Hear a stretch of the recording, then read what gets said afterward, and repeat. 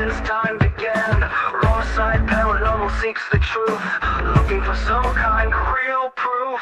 Creepy floorboards and eerie dark mist. Grab your camera and document this.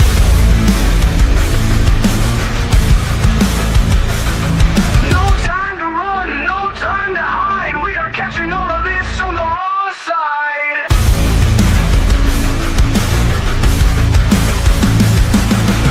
A slamming door causes a fright. A shadowed hand appears in sight. Grab your REM pods and your K2s, or anything else you can use.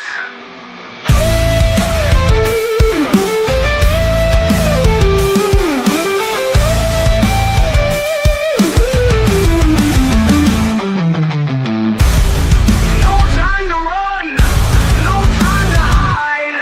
We are catching all of this on the wrong side.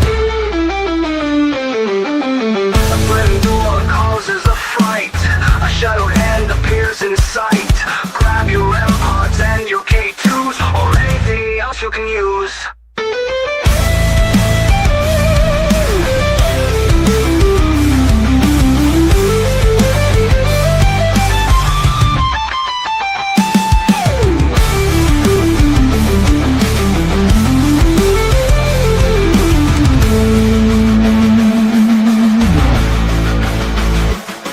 No time to run, no time to hide. We are catching all of this on the raw side.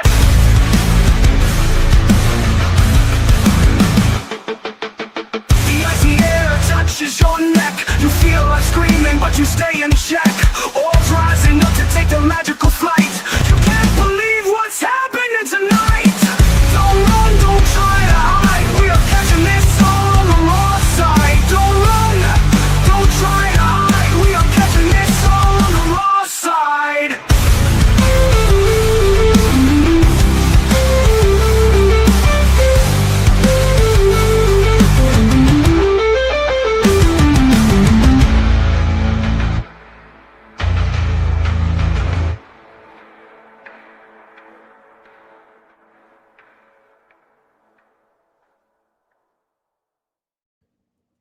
Hey, everybody. Happy hump day. Hope everybody's doing well tonight. I'm glad you could join us. Let's see who's come to hang out with us tonight. It's Sir Wayne is in the house. Hello, Sir Wayne. Susan, I'm sorry. I threw you out of the ring. I didn't mean it. How's it going, Tim? Hello, Pomp. Welcome. And Miss Pinky, I'm so glad you're home, Miss Pinky. Hello, Sir Joe. Hey, Joe, if you show up on the morning brew Friday, I'll sing happy birthday to you. You're going to be what, 25, right? Everybody's 25. Friday house. How's it going, Friday? Friday. Actually, I was thinking about you today, James. I was thinking, because I still haven't done the white noise test. And I was thinking about talking with you and figuring out what would be the best way to go around testing out that radio. Hello, Tom. Hello, sir. Miss Betty. Hi, sweet Betty. How are you doing? I hope you are all well. I hope I didn't miss anybody. Let me scroll. Tim. Hello, Tim. How are you? Welcome, everybody. If I missed you and didn't catch you, just give me a shout out saying, hey, what about me? And I will definitely say hello. There's wisdom, the wisdom of music. How are you doing, sir? You wish, right? We all wish we were 25. We all felt better then. I hope everybody is having a great day, but I don't want to delay this anymore. I want you all to help me welcoming Mason, the paranormal engineer. Hello, sir. Hi, How Laura. are you? Good. How are you? I'm hanging in there. So thank you so much for joining us. Hi, Steph. Hi, Tanya. Welcome, Thank you everybody. for having me. Oh, you for having me. my pleasure. I've been waiting to get my hands on you. Hello, Admit. Yes, everybody knows that I love to get people on, pick their brains, let the chat go at them. And what you're doing, I find very fascinating. You're doing things a different way than we've been seeing. And I love it when somebody comes out with something new that's going to actually benefit the paranormal community. And I think what you're doing is definitely a benefit. So it's very, very exciting. Hey, Dan, how's it going? Thank you. I appreciate that. Let me see if I can put the chat on the screen. If it goes over your face, I'll take it off. Nope, it's you're all right. It No, I'm just good. makes it. Awesome. So there you Just can barely. see what's every. Remember, guys, There we don't go. forget to Hello, ask your everybody. questions. We want the questions. Get the hard ones out there. Yes, the harder the better. I'm gonna Let's regret saying that, but for now, the harder the Yeah, all better. right. Yeah, we're gonna see how sharp Mason really is. Hello, Mr. Prism. But first of all, I always like to ask everybody that comes on the program. We know what you're doing. We know what your channel's about, but we don't know who Mason is. Who's Mason? Yeah, so I'm a software developer. That's what I do for a living. Nice. I'm from Texas, born and raised. I went to school here in Texas. As far as like the paranormal side of things, I started off the way a lot of us start off, pretty young, having some experiences I couldn't explain. Started off on the right track, went and got some paranormal books, started reading. But then I fell off the wagon hard when I found Ghost Adventures and thought they were giving me Yikes. all the answers. So I watched them and learned. And as I grew up, that kind of stuff just got ingrained in me.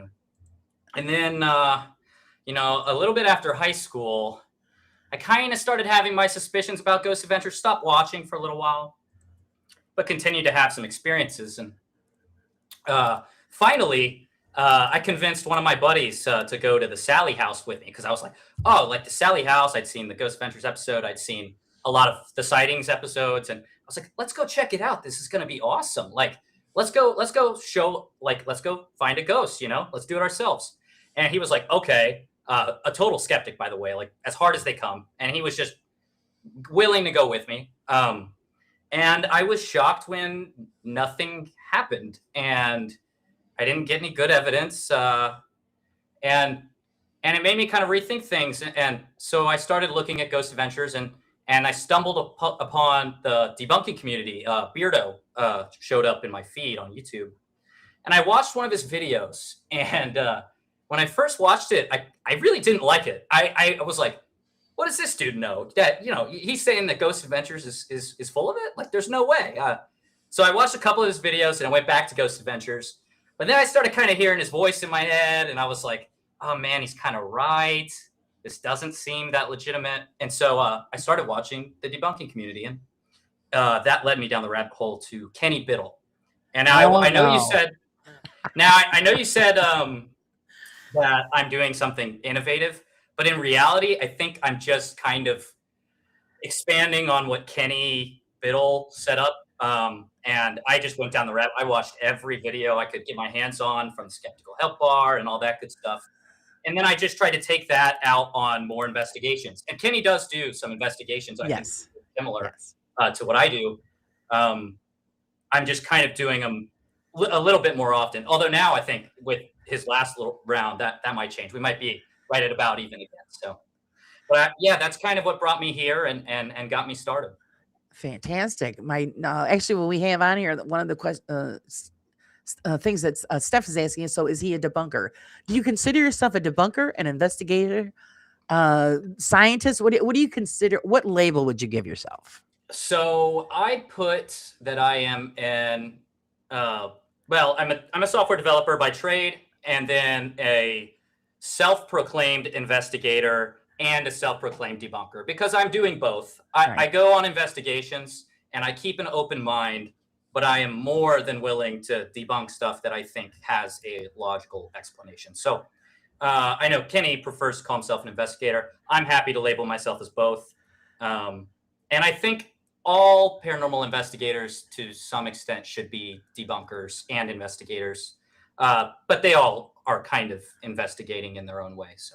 Right. I look at it this way. We're actually all three, because you got to figure out that we're going on an investigation to hunt for spiritual entities, but we do debunk along the way. So pretty much we're all three. You got to be all three. I mean, otherwise, what are you going on an investigation for? Just to check out an old house? So, I mean, it just makes sense to label yourself all three. We do have a question from Wisdom.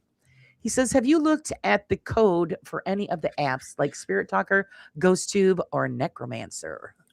That's a great question. So I did do a deep dive into GhostTube, and one thing I found, Wisdom, was that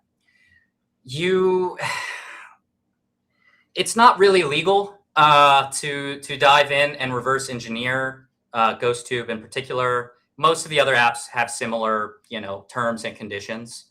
And for my YouTube videos that I make on the subject, I will stick to the legal way. Now, I tried to do some, kind of legal loophole ways to get access to some information from these apps, but actually they've kind of caught on. And so those loopholes are closed on GhostTube's end, Of and I couldn't course. get through. But the good news is that I think with those apps, there's a lot of practical ways you can go about showing that they're not always what they're cracked up to be. So you don't have to get in the code, but a lot of times you just can't. I could do it on my own time, but then I can't tell you, and that would actually drive me nuts. So I'm just not gonna. Right. But we Do- can. Sorry. Yeah, yes, go ahead. You could finish what you were saying. I was going to say that, I can speculate on what the design looks like on the back end because I have a pretty solid understanding of how these work. But I can't say with certainty that any of the apps work exactly as I think they do. Right. Do you find that your background is a bonus to what you're doing now in the paranormal field?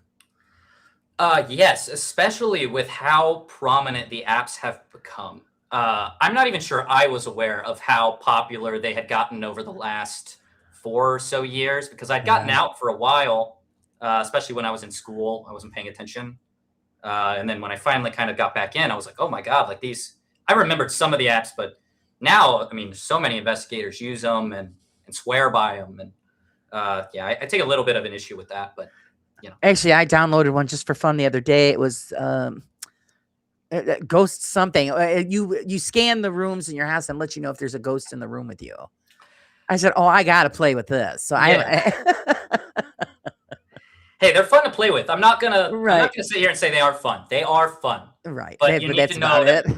Yeah, you need to know that they're mostly for entertainment. Right. There's a couple.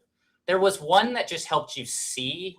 I can't remember the name right now, but it was one where it just kind of helped you see in a particular light from your phone. That one I actually didn't mind. If it's just like a blank, like, yeah, this will help you see. Or there was one even that I saw where it just let you manually type in questions, and then it would, like if you left the house, per se, it would just spit out the questions and then allow a spirit to respond. I don't see a problem with that because they're not claiming any paranormal evidence with it. So actually, I'm trying to find it. I think it was called Ghost Tracker or something like that. And I said, "Oh, I've got to do this just to play around with it." And I'm a fan of the old school. What's the original Ghost Radar? Ooh, yes, I do remember that. Yeah, that funny. was the good stuff. Okay, Wayne wants to know what was your thoughts when you were accused of crying someone else's content? Copying. So yeah, this is referring to kind of when I first got my start. I made a video about Sam and Colby when they went to I want to say the Monroe house, but now I'm getting my stuff confused. But so I watched the Side Eye Guys video on Sam and Colby, and I really enjoyed it. And I wasn't a debunker at this point. I made a couple of investigative videos, no debunking. And I was still finding my footing there. And I watched Side Eye Guys video. I loved it. I was like, that's a great video. And I didn't have any plans to make one similar to his until I had some friends in real life that were talking to me about Sam and Colby. And they were so serious. They're like, have you seen him? Like they knew I was making videos. Right. And it really bugged me that they seemed so sure that it was legitimate. And so, for my friends, I thought, yeah, I'm going to make this video.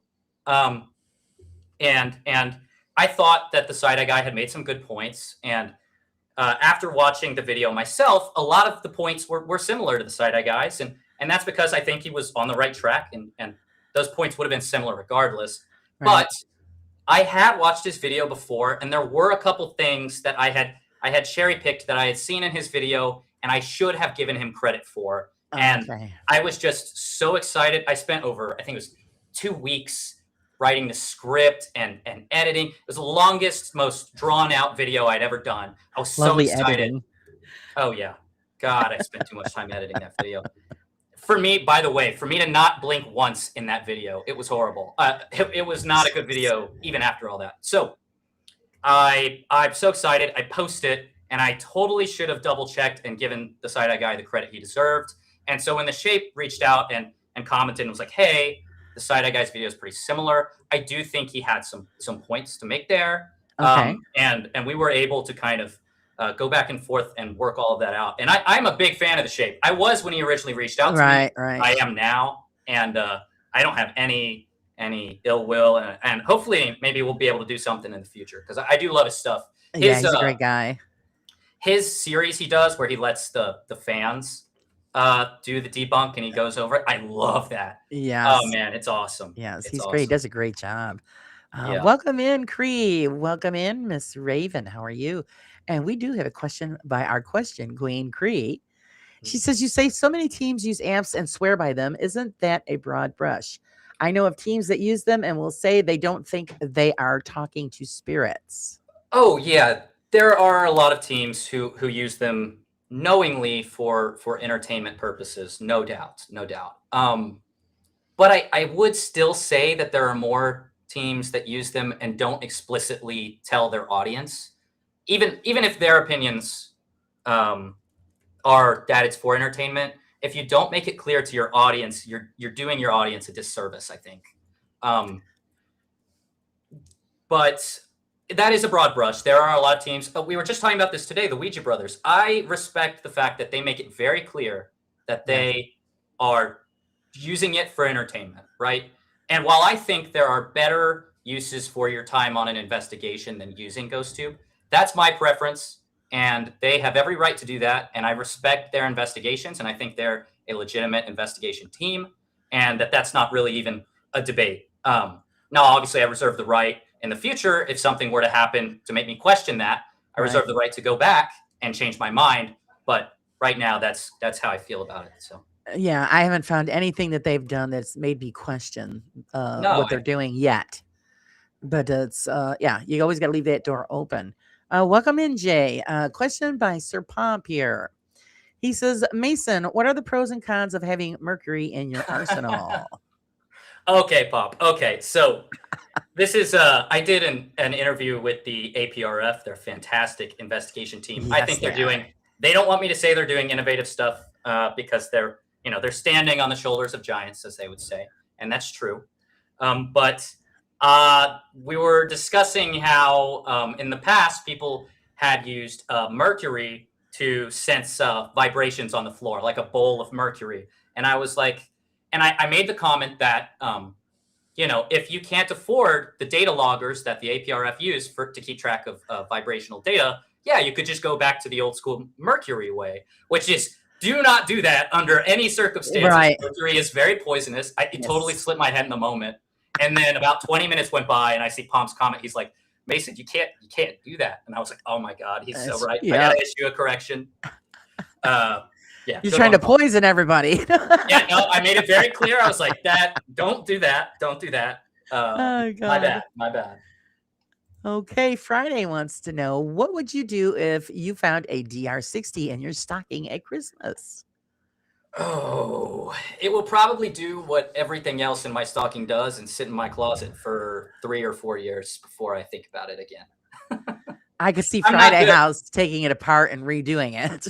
Well, I would take it apart just to see what we kind of already know, because the internal components, I think the problem is it's an unshielded microphone. So it just like makes that real loud hissing sound that so many teams kind of think is related to the paranormal. But would I use it on an investigation? No, I think there's better recorders these days.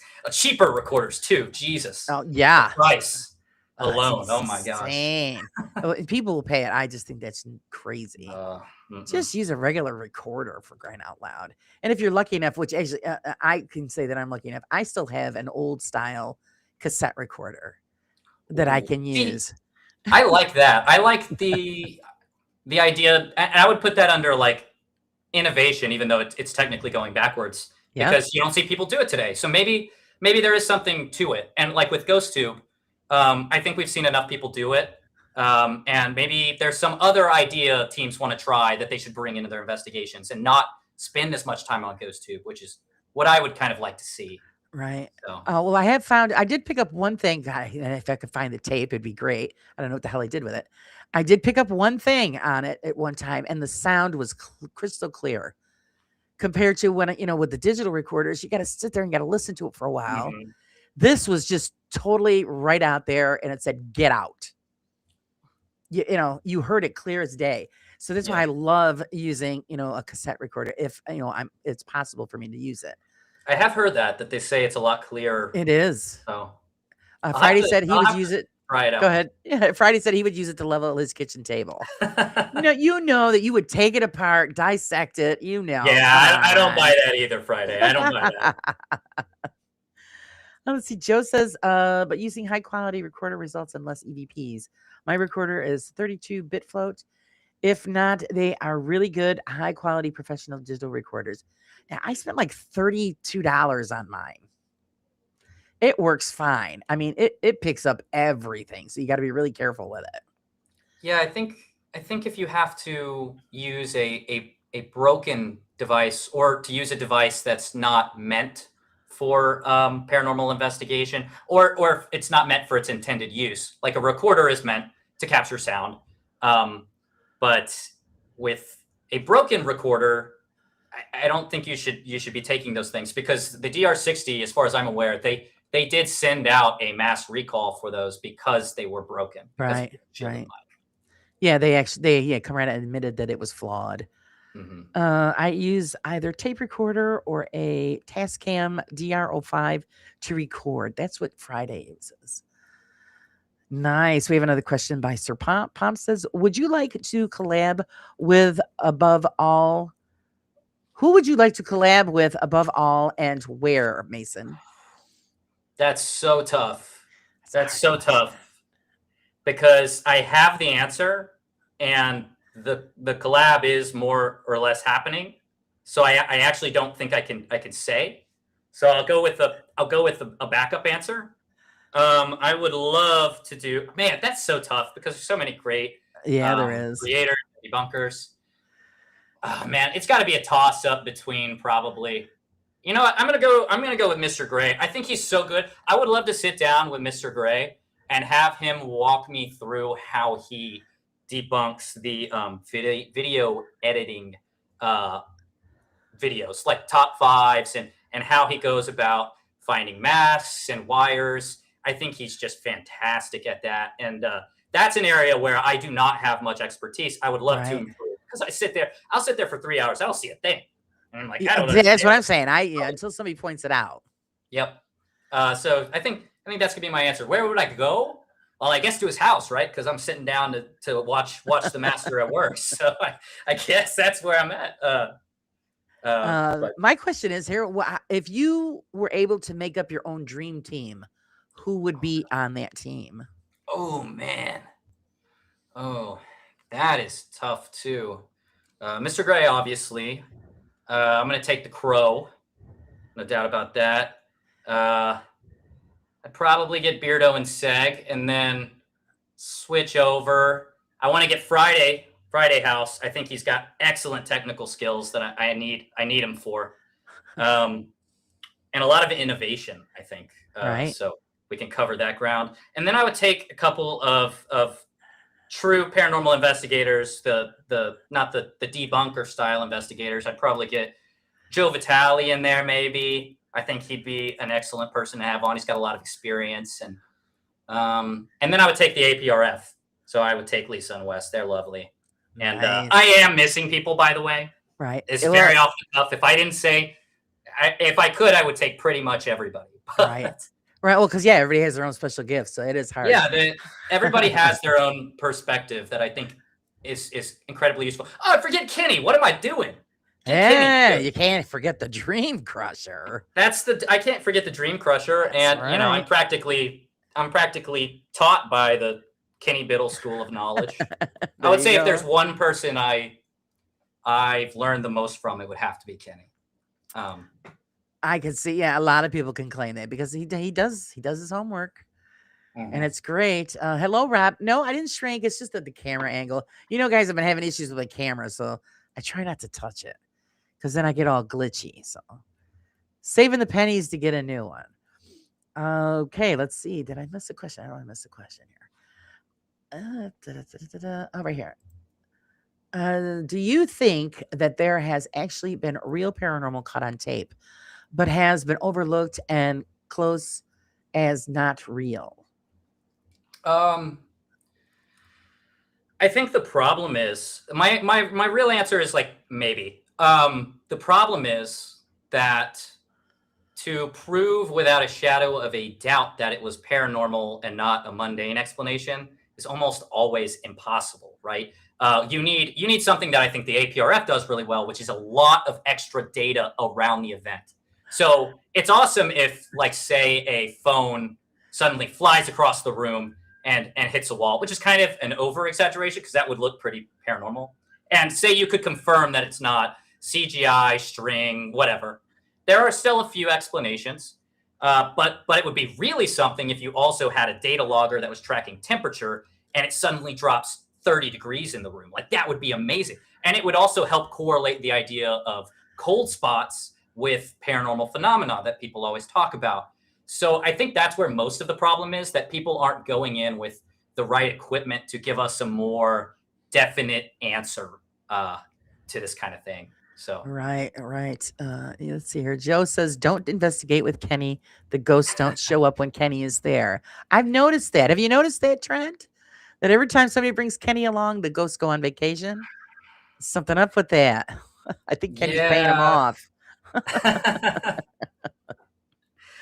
um, yeah, a lot of people make that kind of claim about you have to go in with the right mindset. And I don't think it's something you can completely disregard, but I do think that the odds are, if something paranormal was going to happen, your mindset probably doesn't play a part in it. But I can't say with certainty, right? We never really can with with Right. this kind of thing, at least Exactly. not yet. So That's what we're all looking for. Pinky wants to know, have you ever tried out ghost chatter? I have not, but it's on my radar. I saw, I think it was Ah, Paranormal Quest was doing like a Ghost Chatter exclusive video or something. I haven't watched it yet, but it's on my radar. I'm gonna look into it and kind of see what I think. But I don't want to. I don't want to speculate on it when I haven't tried it yet. right. So. Actually, that's the first time I've heard of that ghost chatter. Welcome in, Mr. Yeah, it's Prism. fairly new from what I remember. I'm gonna have to look into that myself. I always love to play around with all whatever's new. Joe says if he goes to the Haunted Hill House and Mineral Wells, he's got to let me know. You know what, Joe? I absolutely will. I've already thought about it. I've already thought about it, and I will let you know if I end up doing that. I actually, well, kind of the reason I haven't gone yet was because I watched your video on it. That's what I'm saying. That's the place that haunts poor Joe. Yeah, yeah. But yeah, it was Okay. an awesome video, by the way. Yes, it was. Thank God, because all that trouble they went through. Yeah.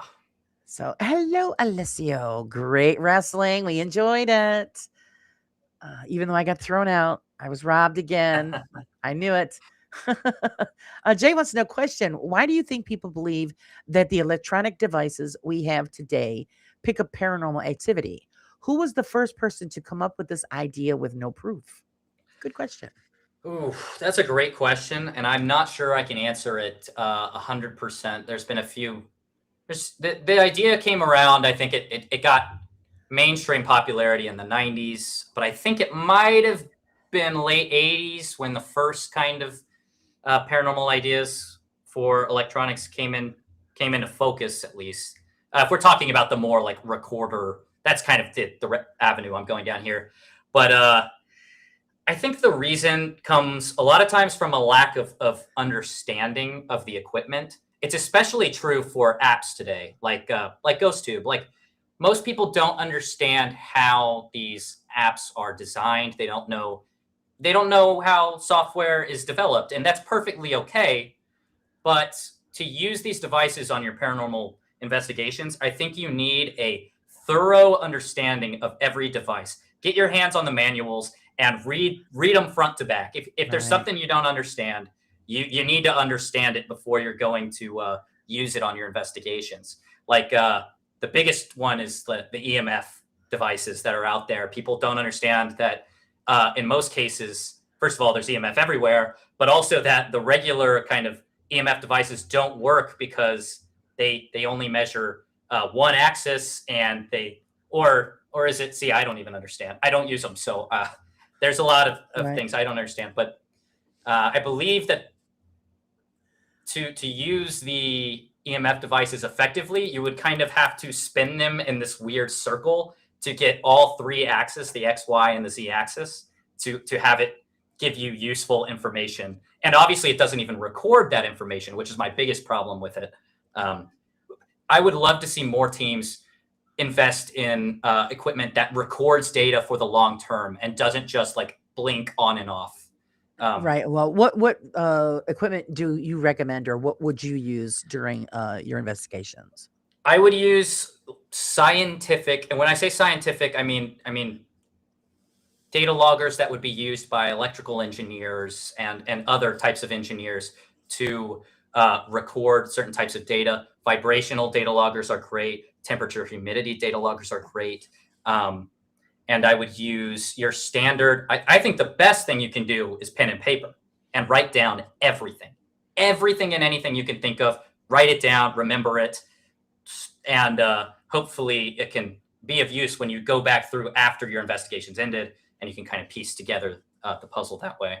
I also like an audio recorder, and the biggest thing, surveillance system. You can pick up a cheap-ish one. Obviously, nothing's cheap in the paranormal world. For about $400. I have one. It has 8 cameras. It is beyond useful on investigations to rule out all sorts of mundane causes. Right. It is the #1 thing I recommend. Yeah. Awesome. No worries, Alessio. You were doing the wrestling thing. You're here now. Mr. Prism wants to know, putting all the apps aside, do you think mobile phones could be used as a tool for investigations? I did use one. I do think they can be used for investigations. I used one at the Goatman's Bridge investigation I did as a way to see if my phone's magnetometer, which is commonly used by ghost hunting apps to spit out words. They use the magnetometer, and they say if you hit a certain God, I don't even know the term they use, but if it hits a certain level, then it spits out a word. That's the idea. And so my thought was, well, does the iron trestle bridge on the Goatman's Bridge affect the magnetometer? So I downloaded an app for my phone that just measures the magnetometer sensor within it. And I took it and I put it towards the bridge, and sure enough, it did have an effect. And so I think you can rule out a lot of people who go to that bridge and use things like the ghost tube, and you can say it may not have been a ghost affecting it. It was most likely the iron bridge. Right. So yeah, you can definitely use them. Isn't it amazing? Pinky has a question. She says, a comment. Connor from Paranormal Encounters developed the app. The Paranormal Quest has been promoting it. Yes. Okay. That is what I was talking about, the Ghost Chatter app. Okay, that's who's done that. Okay. So let's see. Yeah, Friday says use a tri-field. It does that for you. I've noticed that, yes, a tri-field, awesome. Yes, use that definitely. But also, everybody makes jokes about bringing like a level. No, you need to bring a level, I think. Mm-hmm. But also the wind meter. Get a wind meter, because when you get on these old homes, the slightest breeze through one of those old places can make those doors close or open, stuff rattle. Mm-hmm. Do you use anything like that on your investigation? Yes. So I have two spirit levels, which are just I have a small one so that I can measure like very short distances, like maybe like the edge of a staircase, because a lot of people like to put balls at the top of the staircase. Yep. Obviously, I don't like that. I think if it's round and it can roll, you've already got a big problem. Put a brick up there instead. I actually planned my next investigation. I'm going to put a brick on the stairs. That's one thing I want to do. And then I've got a larger one if I want to measure an entire room. And then I have a laser level if I want to measure a specific pathway, right? So if I want to get perfect with it, I have a laser level that allows me to do that. He's serious business guy. He's loaded for bear. Hi, Julie. How's it going? Yeah, there's a lot of... There's no way to get out of spending a bunch of money. I have to say that. There's just no way. Right. Well, you just try the cheapest way, go to Harbor Freight, guys. Most of my stuff is, my name is the Paranormal Engineer, but most of what I do is practical and does not require an engineering degree. It doesn't require any of that. All you need is some common knowledge and some street smarts and a few practical tools, and you're well on your way. So, All right, all right. Miss Julie says EMF devices detect electromagnetic fields. EMF, yes. From sources like power lines, Wi-Fi, Bluetooth, appliances, cellular networks, including 5G, EMF is naturally occurring too. mhm. Yes, and that's why, yeah, everybody recommends you using the trimeter because then it gives you that chance. I mean, I believe to tick those boxes off. You know, like I do when I was doing residentials and abandons, I would do a dry run and go through, you know, with this equipment and say, okay, I'm picking up something here. What is alive? Where am I getting energy from? So that I could determine when, you know, doing an investigation. Okay, no, this isn't spiritual or whatever. It's this, you know, underground power lines, anything. You know, that's you know just me. You know, doing the dry run because you don't want to go in there and think, oh God, you know, this is going off, or I hear this or that, and you know, you don't know anything about the property. You know, natural noises. Right. And I think the dry run is a good start. I actually don't use them. I got rid of them because there's just still too many variables. Like for instance, what if the neighbor decides to turn on all the lights and the radios in their house, Yeah, and if it's a short distance, you got a problem there. Also, a lot of electrical stuff just comes on randomly, and you may not even notice, or like stuff like an AC unit could kick on. You don't know. exactly. Refrigerators, and there's just so many variables to the point where a lot like audio. I have the same problem with audio, especially in older houses, like you talked about with thin walls.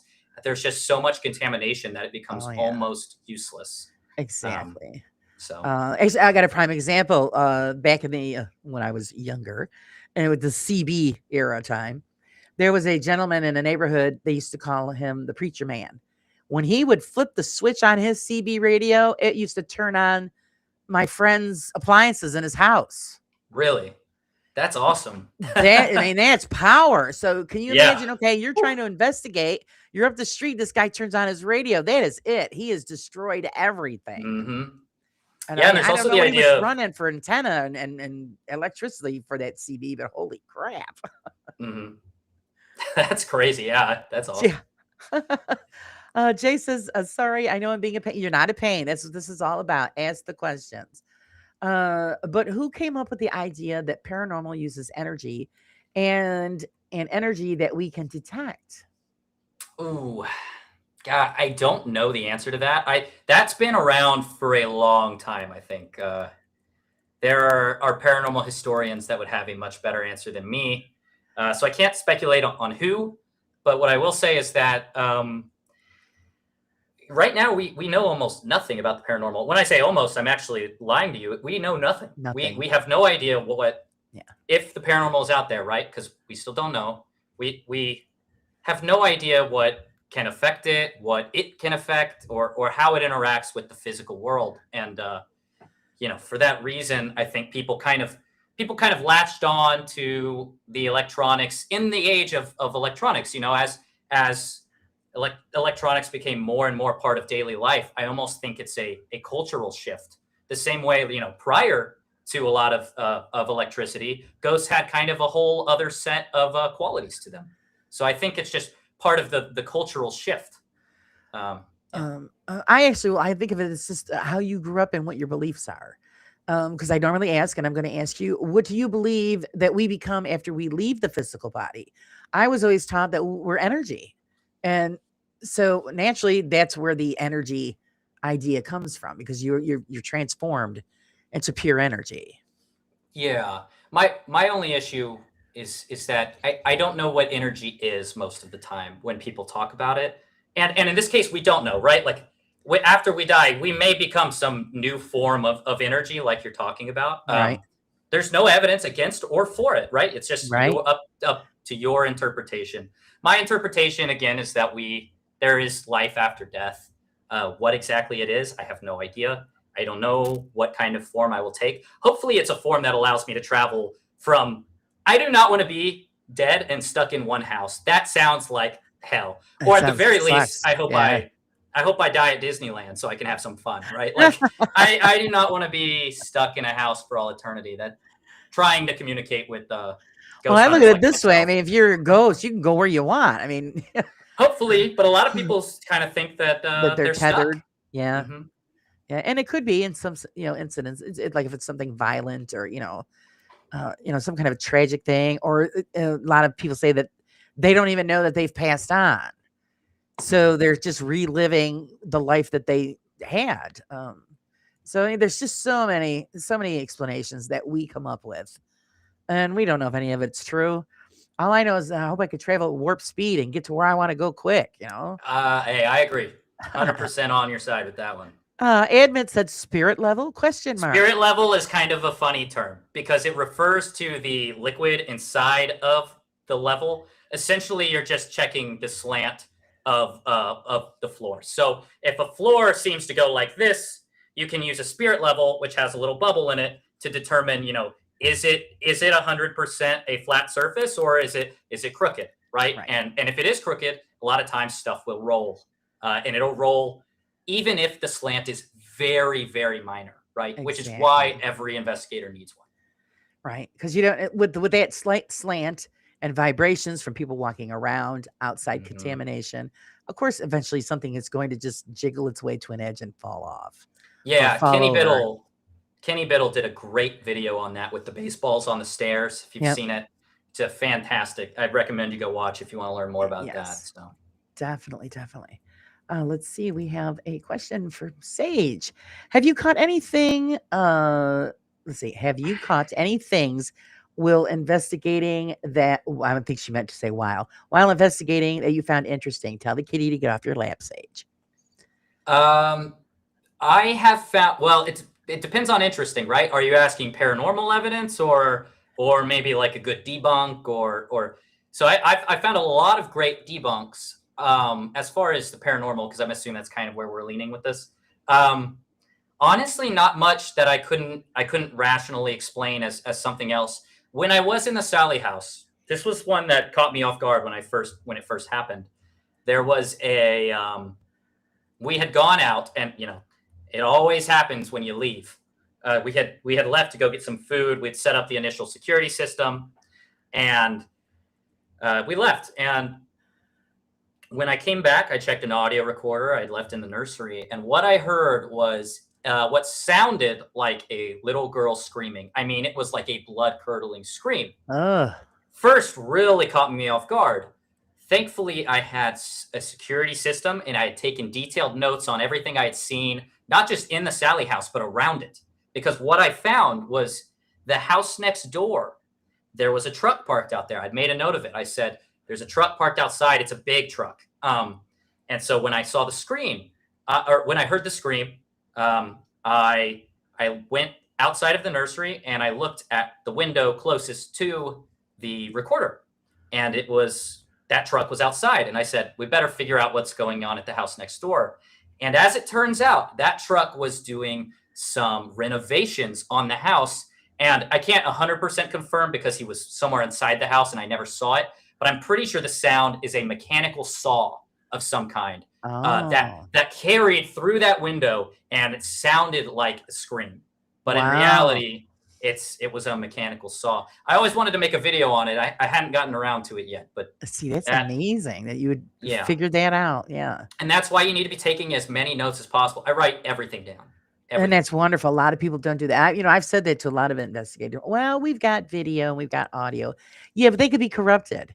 Hmm. On who's got time to write that down? You make the time. You're there for hours anyway.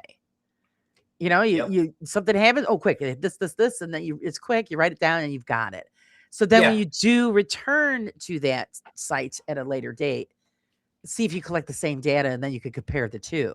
I think that's really important to keep that Mhm. because a lot of people don't realize that when you do an investigation, it's just not a one-time hit and then you move on to the next. You got to keep going back Oh yeah. because you don't know what's going to happen at each time. Yeah, that's such a big problem too, because when people talk about the idea of a baseline test, right?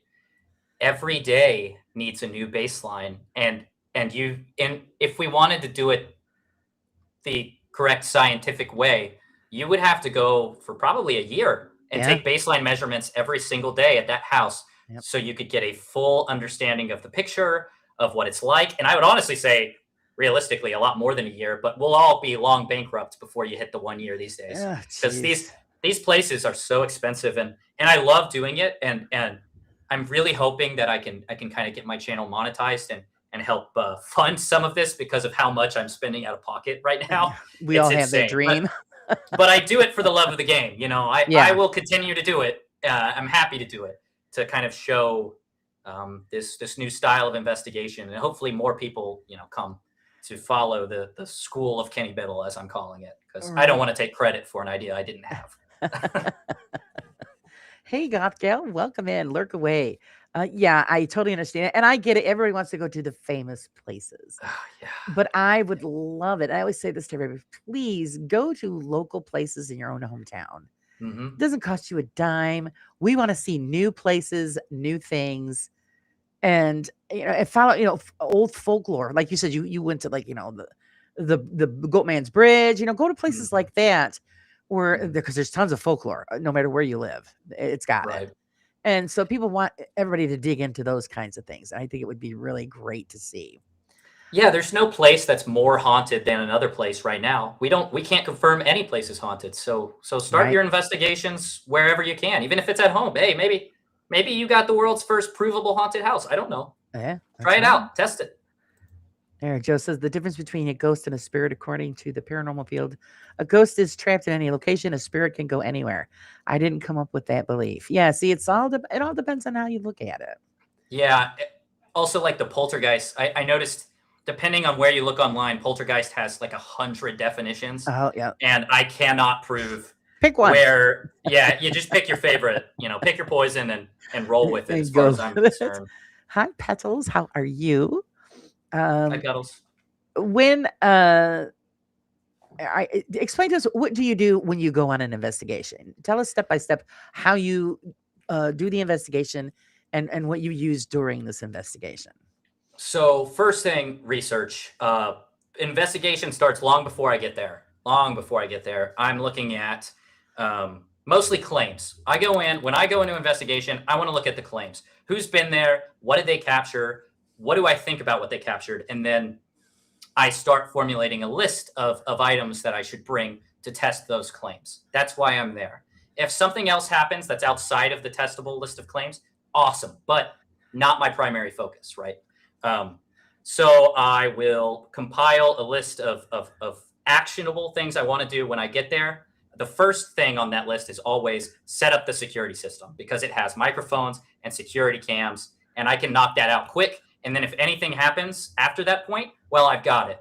Right. And on that note, I prefer to investigate places. Now I'll do other investigations, but where I can cover a large portion of the area with my security system. That way I can, like, especially entrances and exits, I can prove without a shadow of a doubt that nobody else was there, which is so important and often overlooked. Yes. So I'll do that. Definitely. And then once I have my list of things I want to do, I have my items, I go into the investigation, I start setting them up, and I carry a journal. And, each investigation from that standpoint is different from there. I may start testing and go, oh shit, this doesn't work at all. I recently, I thought I had a great theory to test the idea of micro vibrations. So I went to Walmart, of all places, and bought myself a massage gun, thinking that I could show what the effects of micro vibrations would look like over a period of time much faster by just, applying it in the moment. And it Right. totally failed. Totally failed. And I sat there Worth and a like, try. well, yeah, it was worth a try. I failed, but hey, that's the way it goes. And that's how you innovate, right? So next time I know, well, that's not the way I should go about it. I should try something new. And then once an investigation ends, I pack up all my stuff, leave the place how I found it. And typically I will go through some of the security footage where I've noted things. But other than that, I don't spend hours and hours going through the cams to check and make sure that I didn't catch some kind of anomaly It's Right. most of the time I just want to make sure that I got my claims as detailed as possible, and I've got all the evidence I need for the video, so I can show y'all. And that's mostly how it goes. Yes. We could Okay. talk more about a specific one if you want to get real deep into it later or something. But All right. Betty, I hope you feel better, honey. Thanks for joining us. Let's see. What says YouTubers doing investigations on YouTube seem to prioritize entertainment over investigation, which corrupts the entire process. Yes, I think so. I agree with that one. yeah, I But agree they're with in it you. for the entertainment. I don't even call them investigators. Those channels, I say they're entertainment channels. Because I just a nicer way of saying that they're full of what. But Yeah. And I'm fine with entertainment channels. The problem is that they're not broadcasting that they're for entertainment channels. That's right. where I think the line in the sand should be. Yep. Is you can do your for entertainment YouTube videos, and they can be awesome and they can be funny. A good example is Midwest Ghost Hunter. I love that dude. That dude is funny. Like those are funny investigations that I will Yes. watch. Yeah. But you need to make it very clear that it's for entertainment, Oh right? yeah. Like, I believe he has everybody started I think, doing. I think everybody has their favorite entertainer because I watch a couple of them, and I know they're full of it, but they're entertaining, and they make me laugh, so that's why I watch them. Mm-hmm. As far as anything being legitimate, no, not at all. Joe says we did a documentary on the Moreau House. It was a combination of 10 plus years of investigating. Yeah, 10 years. Oh yeah, It's wow. And I will say, Joe, sorry to cut you off right there. No, go ahead. What I will say, Joe, is I love your videos because of just how in depth you go. I don't think there's anybody beating you right now that I'm aware of as far as the amount of research you put into a videos. I think it's important, and they're awesome videos. So I love what you're doing. They put the time and effort into it, so it's worth the watch, and they deserve all of the credit that they get for doing it. There's not many people that go to that distance to prove something or to disprove something. Let's see here. Denise says that there's a place in Iowa. It's a poor country farm that's $25 per person per night. I work on the board for them, and that would be a cheap week at least. Yeah. Yeah, except for getting there. But yeah, I'm from Texas myself, but I'm willing to check out any place that has good paranormal claims. That's usually what I'm looking for. Is like, can I go in there and test things? If I can't, if it's the basic kind of stereotypical claims, there's not that much I can do in most cases. So I'll steer clear. Right. Hey, shape sister. Welcome. Hello, Sarah B. Let's see. Joe says, I do not research a location first. I want to hear what the owners or the staff members say or have to say about a location. Sometimes it bites me in the ass. Once I'm done investigating, then I do the research. You know how I look at this? I don't want to know the haunted history or the folklore. I don't want to know any of that. I want to know just the history of the building itself, like how old the building is, what families lived there, and then find out the other stuff afterwards. That's how I prefer it. So at least I've got something to go with. Right. And I think there's something to that with what you're talking about of going in blind. The problem for somebody like me is I need to know the claims. So I pretty much need all the history. Right. I care less about the history, actually, which is interesting compared to how you do it. I care less about the history because a lot of times it doesn't really matter. Or in the case like of the Sally house, it's all rumor and there's no basis in fact to go off. Like Sally was never a confirmed individual. I won't say it's not possible she didn't exist and didn't make the historical records. But as someone who's done a lot of historical research, even before the paranormal world, because I'm a big metal detectorist for anybody who's into that kind of thing. So I've been doing research on old historical locations for a long time. Right. And they almost always have the records you're looking for if you dig deep enough. So when you don't find them, a lot of times my conclusion is that it's likely more myth and legend than truth. Right. But there's a little truth in every myth and legend. So, who's to say? Let's see. Edmund says, I think if you use non-invasive things to explain your home secretly, it's okay, but don't open up communications in your home. Plus use cleansing techniques. Yeah, I never investigate my own home. I know I've got things that go on here, and I don't want to open up a can of worms. What's the saying? Don't shit where you eat, or something, something like Exactly, that. exactly. You know, we're living together for 30 years peacefully. We're just gonna leave it that Yeah, way. coexistence, a peaceful coexistence. Yeah. That's right. That's right. Let's see. Ooh, Cree has a question. She says, "You said you go into things to test claims and come up with a logical conclusion. What if there isn't one? Or do you go back on the overlaid? Oh God, it jumps on me when I'm reading it. Where the hell did it go, Cree? Oh, there it is. Or do you go back on? They overlaid it, and there must have been a third person thing. So yeah, I see what you're getting at here, Cree. So when I go into test claims, the one thing I do want to say is I don't go in to find a logical conclusion necessarily. I do my best to set it up the way it was explained to me, and if a logical conclusion can be drawn from that, then I'll do it. But I think it's important to go in unbiased, right? I don't go in to debunk. I go in to investigate, right? So um, sometimes you're able to debunk it. A lot of times you're able to debunk it, to be honest. But sometimes you can't. I've had things that I couldn't, like, even though, like, when I was talking about the theory about the mechanical saw at the Sally house, or at the neighbor's house next door. Technically, I can't prove that. That's still a theory, um, and it's unproven. So you could then take the other route, and you could say, well, maybe it was Sally. And the problem is we won't ever know. Um, and so it can't be considered true paranormal evidence. I do not like the idea of falling back to, oh, it must have been a mask, it must have been overlaid. That's not something I do. I don't like that kind of speculation, and it's also not my expertise. I'm not good at catching the masks and the overlays and Right. even the strings. I try. Sometimes I get a string if I'm lucky, but Me too. Yeah, it's hard. yeah, it's really hard, and I have a lot of respect for the people who do that.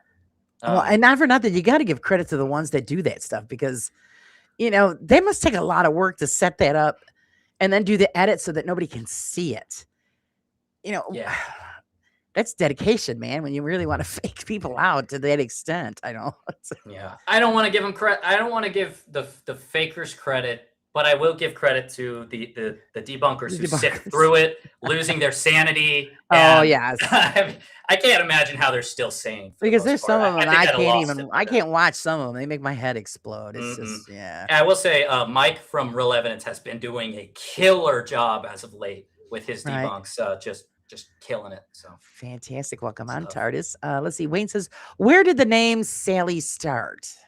Great question. It was so early into the story of the Sally house in the 90s when Tony and Deborah first started experiencing paranormal activity. They got in touch with a psychic. I do not remember her name right now, but they got in touch with her, and she was the one who originally came up with the name Sally, and kind of broadcast that out to the world. Which I think is a lot of the reason that there is no evidence to support the Sally theory. There may very well have been another little girl who showed up on the doorstep of that doctor's house, but her name probably wasn't Sally, right? So this is where, uh, psychics and kind of the information they tell us conflicts with the history, and also can kind of meld to create this, like, amorphous blob of history and speculation that's really hard to unravel. Right. Yeah. So, yeah, research is very, very, very important. Julie wants to know, what kind of metal detector do you use? Currently, I'm running the Dave's 2. It's awesome. I used to, but most of my metal detecting career was spent using the Garrett AT Pro, and that was awesome. I used to hunt for not Civil War, Indian War relics out in the deserts in West Texas. For a long Wow. time, I did that. It was super fun and interesting. Did you find anything good? Oh yeah, I found 1870s bullets, axes, arrowheads, because they were battling out there. Right. They were battling. Unfortunately, I think the history of it with the natives is the reason that they were battling was very unnecessary and could have been avoided. But I think going out there and helping to not only document and find some new battle sites, which I helped to do, and document that part of history is just super important. So I've always loved history, and this kind of plays directly into what I do now. So Right. So that's fantastic. Goth Gal says, our question: how would you investigate a place that most of the experiences are sightings and feelings before the age of excessive film tech? well, if the question is I have to, then I can answer it. But the real answer is I probably wouldn't. I probably won't go to a place like that. If I have to investigate a place where it's mostly sightings and feelings, I would interview the people who experience things there, note things like the time of day, the weather conditions, any external environmental data I can gather from the story, and then I'll sit and wait because I don't have really another way to do it. If there's any extra information they give me, I'll try to find ways to monitor it and get real hard data from it, but without a real, story to go off of. That's probably the best answer I can Wonderful. Oh, I'm going to pass out. Crow of Judas has showed up in the house. give. Hello, Hey, sir. bro, Welcome, welcome. welcome in.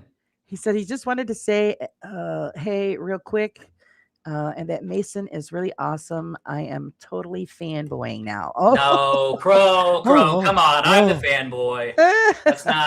Let's not get our dynamics confused here. All right. Oh my goodness. I'm in your chat way too often. Way too often. He's collecting groupies. What has been your favorite place up to date that you have investigated? My favorite is my upcoming investigation, so I'm not going to say where it is yet. But my second favorite will be probably. Dang, this is tough. I'm going to say the Stanley Hotel, and not from an investigation perspective, but because of how awesome everything else is there.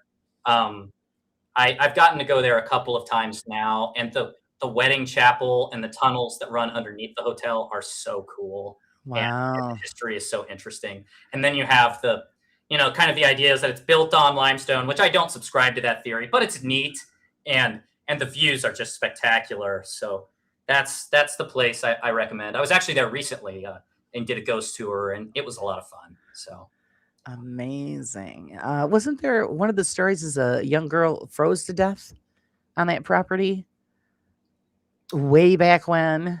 oh, I don't remember that one. I remember the lady who was involved in a boiler, some kind of whatever they were using to heat the Stanley Hotel and keep the power going. There was an explosion that nearly killed somebody. Oh But yeah, actually, maid or something. Yeah. yeah, made. I don't remember the frozen to death, but it does kind of ring a bell. So you might be right about that.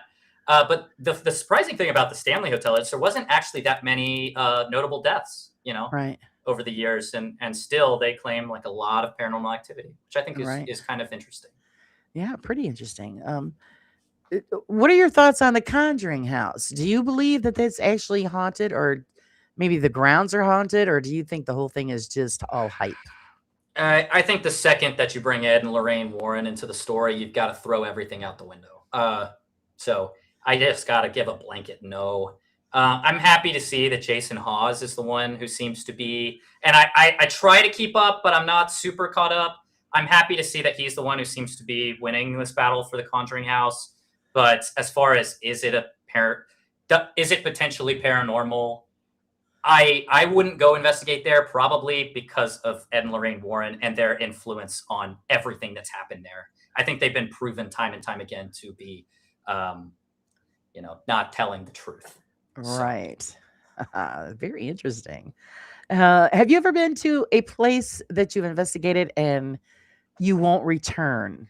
And for why? What reason would you not return? because I don't want to return, or because the location owners don't want me to return, because that could be different depending on that. I We'll, think, we'll go with you. yeah. If I've investigated all the claims and there's nothing that changes over the years, I don't see a good reason to go back. But then again, if I want, on the flip side of that, the more times you go back to a place, the more detailed your investigation truly is.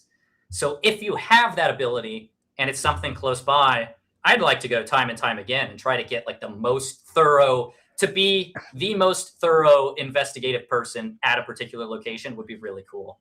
And like a really cool, thing to have in my tool belt, or just to have on my belt, right? Right.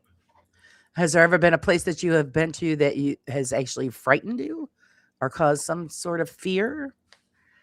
I would say my first trip to the Sally House did that because I primed myself very badly. Priming is such a big problem, and I think on the way down there, I had listened to every story that had ever come out of there, and this is before I was really thinking critically about what I was doing on my initial investigation there, because I've done a few now. And I spooked myself silly. So when I walked in there, every little noise Right. made me jump. Now, thankfully, I took someone who was a hard skeptic and could talk me off the ledge. But Right. that it goes to show you, no matter how, and I don't think I'm a particularly smart guy. I think I'm middle of the road, maybe an average intelligence man. But even the smart people of the world can fall for this stuff, especially if they get you at a young age, like Ghost Oh, yeah. Adventures got me. Yeah. It becomes almost a belief system rather than you know a rational approach to investigating, and that's why I think a lot of people get mad these days, or they fight you tooth and nail if you have a good debunk, and you have to understand where they're coming from, and take that and try to be very nice and respectful with how you go about talking to those people, having a good conversation and not just Right. argument for argument's sake. When you're doing your investigations, do you have a standard checklist that you tick off as you go through? No, so kind of with what I was saying earlier, I'll open up a Word document and I start listing out, okay, what claims are most important to me, and then I work backwards from there. So it's all about the claims. So I can't formulate a set list. The only thing I know will be on it is I'm going to have a recorder ready to go on my person at all times, so I document every noise I make, every time my stomach growls, and I've caught my stomach growling so many dang times. Um, so yeah, watch what you eat before an investigation because it really have an effect. No Um, burritos. no burritos, and I have a bad habit of eating burritos on these Oh, investigations. see? Yes, so yeah. And then my surveillance system will be active and monitoring entrances and exits. But Right. other than that, it could be anything. At the Sally house, I'm laying out roses all over the house, and then I'm also trying to use my spirit level to check each stair and make sure the doors are good. But it all depends on the location. So no set list. No set list. I gotcha. What is the best folklore or tale that you have come across? Um, I like the Battersea Poltergeist case a lot. I would spend an untold amount of money to have been there at the time, and to see all of the research that had been meticulously documented. Because there are so many other witnesses around this case, and those are always, as far as like anecdotal stories go, they're by far the most interesting. Is when you have large groups of people who report very similar experiences, because it's much harder to discredit. It's easy to discredit one person. It's a lot harder to discredit 100. Right. And so those stories interest me the most. And the Battersea is a good example. Or yeah, Battersea Poltergeist case is a great example of that. Actually, I've never heard of that. Could you tell us what that story So is? yeah, so the Battersea Poltergeist happened in the 50s. It does run your kind of stereotypical teen girl starts. So it all started, and it's also very interesting the way that this case starts. And I'm not saying when I talk about this case I believe it. I think it's the most interesting case. So it started with a key that seemed to just appear on this teenage girl's bed, and it was just this long ornate key that just was so out of place that it became memorable. And then little by little, the common paranormal experiences began to happen. But they happened in a house that happened to have like eight people, I want to say, living in it, like a ton of people. And not only that, but the neighbors all heard these experiences and corroborated their stories, and the police were involved, and even people that like worked with the young lady who had all these experiences were saying that scissors were going missing, that all of these weird experiences that seem to happen to, if I were to tally it up, I'm sure there were over 25 to 30 eyewitnesses to this event. The only problem is that it's so old that most of the people now are deceased, but they had been interviewed and documented by a paranormal researcher at the time, whose name I'm blanking on. But there's an excellent podcast series by Danny Robbins, and his if you look up Danny Robbins Battersea Poltergeist, it is a phenomenal deep dive into it.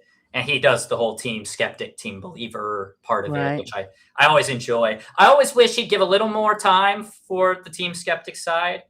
But, you know, you don't get everything you want, especially with, you know, more entertainment TV centric, Right. investigations. Fantastic. Thanks, Cheza. Thanks, Admit, for your support. I appreciate it, you guys. You guys are superstars.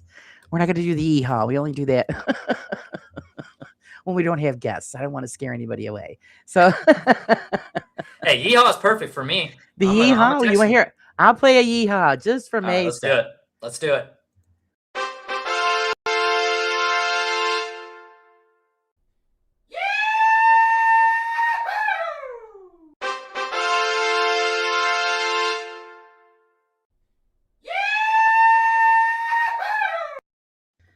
That was pretty good. I like that. There you go. Better than I could do. I usually play that in the mornings when when people do their memberships or they donate, and I go, well, if that didn't wake you up, nothing will. Yeah, that'll get me going in the morning. Yeah, it does. And I appreciate it, guys. Thank you very, very much. Any more questions, guys? Put the questions out. What are your future plans as far as investigations? Can you fill us in on a little bit of something? Yeah, so I have a big investigation coming up, and I can't give away the location, but I am working with some other people in the debunking community on it.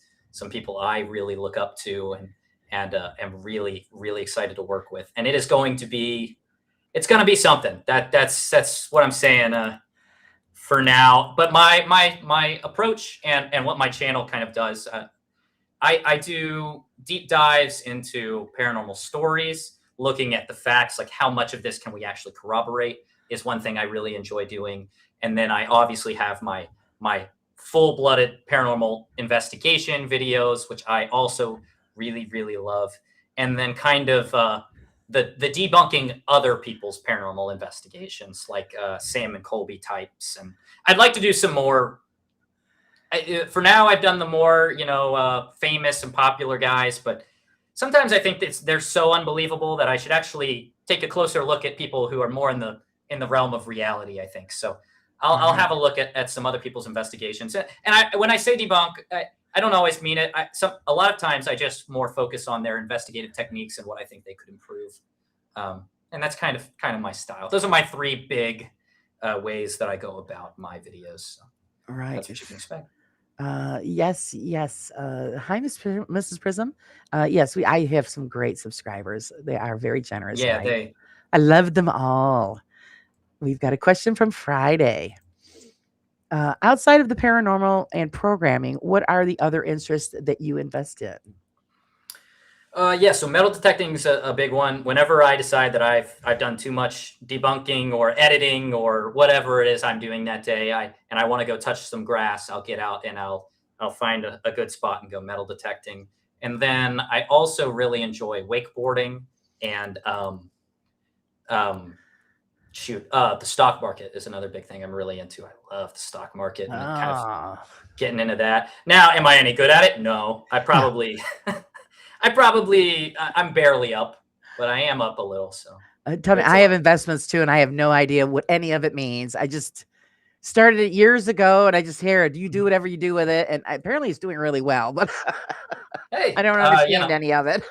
Yeah, a lot of times all it takes is if there's a company out there that you really enjoy and you think makes a good product, a lot of times those investments do well because like you figured out, they're a good company with good products, and It's a lot just of times that's all it takes. But not all the time. Sometimes Yeah. those go horribly wrong. So I this I is go not financial advice. right. I just let it ride, and I figure when I'm old, then I'll look into Yeah. it and see if it did anything. Yep. That's about it. Because it's yeah, terrible. I'm just really bad at it. I think Jay Smith had a question you missed. He did. Let me scroll up. I'm sorry. I'm sorry. Did I miss a question? I try to catch them all. If I did miss it, Jay, just spit it right back out there again. Because I don't see it. Yeah, I am not good at reading chat yet. I try my best, but Well, I usually catch takes some skill. everything. Takes some skill. Oh, it's just you got to just really pay. That's I like to look at my guests, but I have to pay attention to chat. But then I've noticed that with this streaming, sometimes the comments and stuff doesn't show up on this, but it'll show up on the YouTube page. Yeah, I think YouTube's been having some issues lately with comments. I've noticed. And I don't like to split screen it because then it's just, oh my God, it's too much for me to latch onto. Hi, John. How's it going?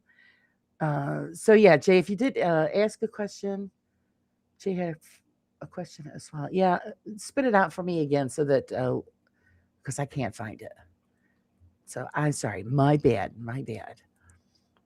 So I've always wanted to do metal detecting too. Actually, there would be one place I'd love to do it. We have here, it's called the Risky Battlefield, but you're not allowed to do that there. Yeah, no, known.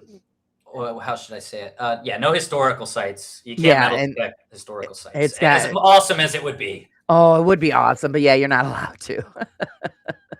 And that is one that I'm going to plan on going back to this summer, and I just want to go at nighttime. Even though they closed down the field, you could still see on the side of the road and get a good shot of everything. So I just want to set up a camera and let it ride and see, because some of the folklore for it is you'll see soldiers and nurses crossing the field. And I think that would be really awesome if you could catch something like that. So, but I've always wanted to see somebody catch like one of these road ghosts. I always find the idea of ghosts that wanders the old rural roads to be particularly fun and interesting.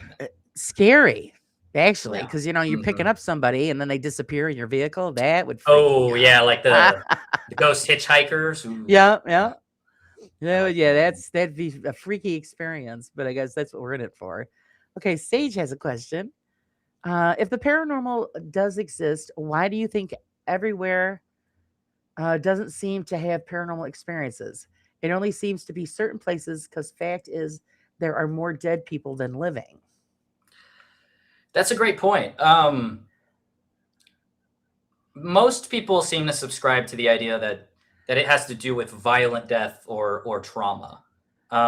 And who am I to say that that's not accurate? And that might be a reason it's only some places, because the most traumatic places, they're spread out, they're sporadic, and some of them we don't even know about.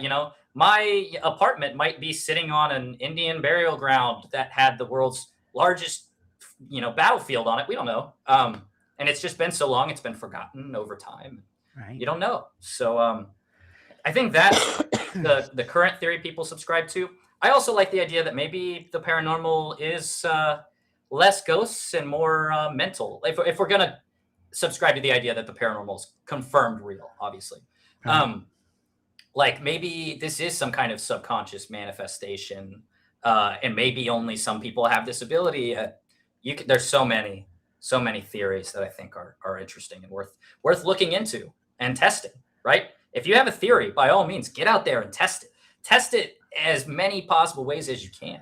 I think that's the best thing investigators should be doing right now. There you go. So, all right. Yeah, that was Jay's question. We got it. Thank you. Thank you guys for redoing it for me.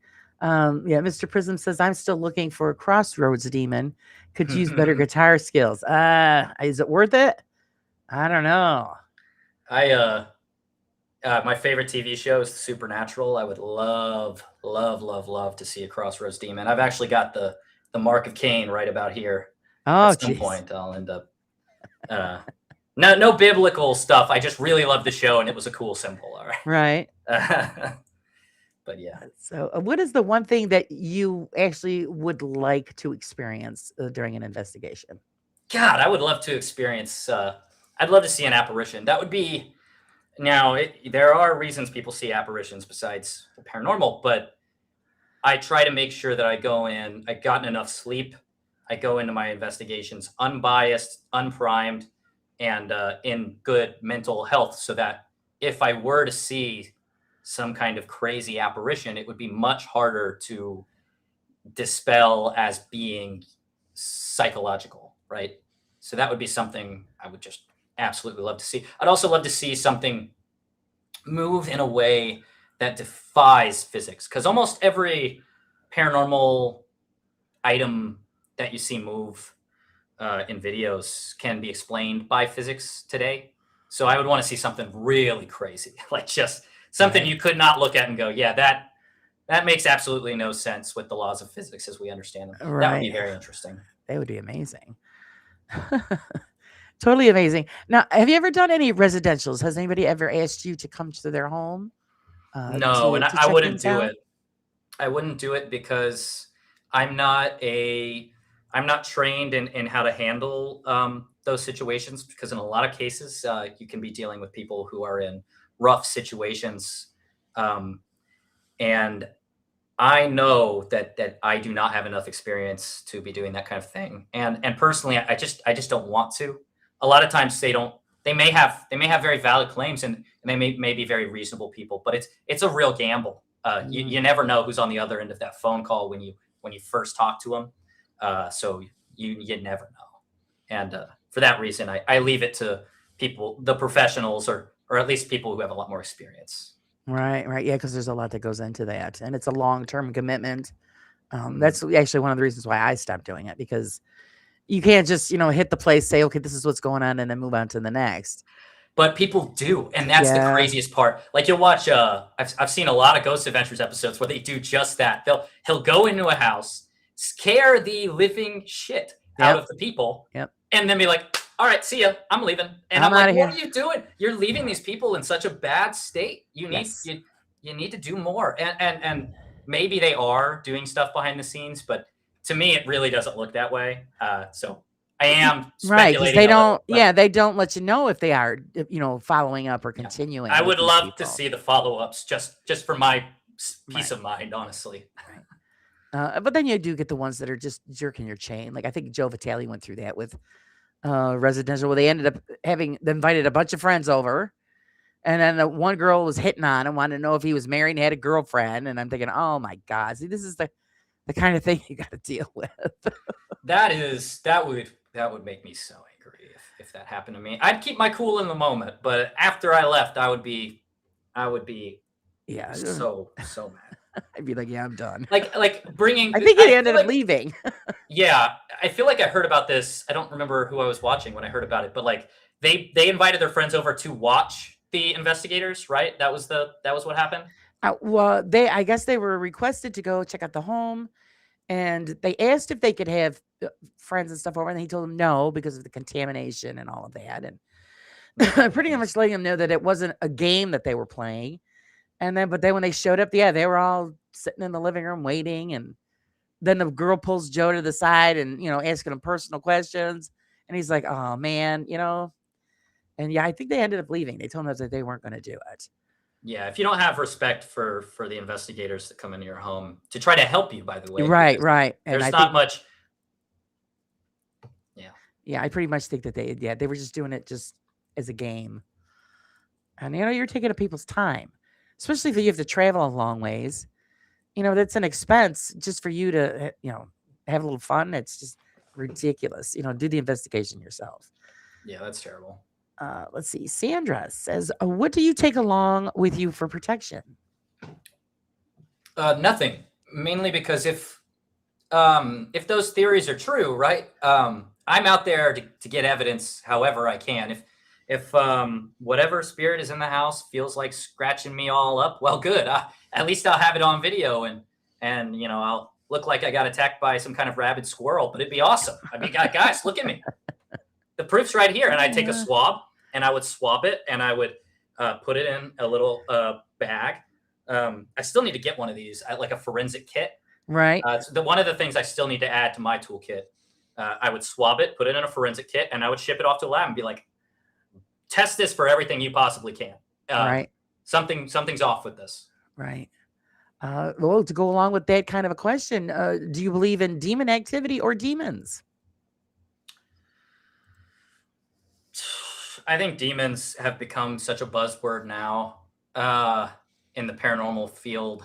Like nothing's a ghost anymore. Everything's a demon. Demon. Well, yeah. But I'm open to the idea. I'm a practicing Christian, and I think you can do both. I think, but I think of it more from a religious perspective and less of a belief, like, or less of a when I go into a house, I'm going to find X demon or Right. that kind of thing. I think there's like with religion in general, there's not always as much evidence, and you go off of belief, right? But for my investigations, I don't like to do that. I don't go off of belief. I need evidence, I need claims, and that's how I test those. So I want to make that distinction very clear. But maybe demons could be out there. I don't know. Yeah. I don't know. It's like everything else. And that's important and I've been working on this because I'm not great at it, is knowing when to say I don't know. Because I don't know everything. As Kenny would always tell you, I don't know everything. Kenny does know everything, though. Don't let him lie to you. But, yeah, and it's important to say that when you just really don't know. Yeah. Yeah, and I do that when somebody say, "Well, what it's this, or this?" I go, "Well, gee, I don't know. Let's look it up together." We don't know everything, so we do the best that we can. Friday has a question. He wants to know, what books have you read that are related to your studies? Yeah. So the one I recommend the most is Investigating Ghosts by Ben Radford. It's a great book, and it's a great start on how to go about a true investigation. It had a lot of innovative techniques in it that I hadn't seen before. One of which was the idea of sound triangulation, which would be amazing because so much of the evidence people seem to get are these like knocking sounds. And a lot of times I think they can be chalked up to houses settling. But what you could use sound triangulation for is you would set up microphones in each corner of the room. And then you can triangulate the source of the noise down to about 1.5 feet or so.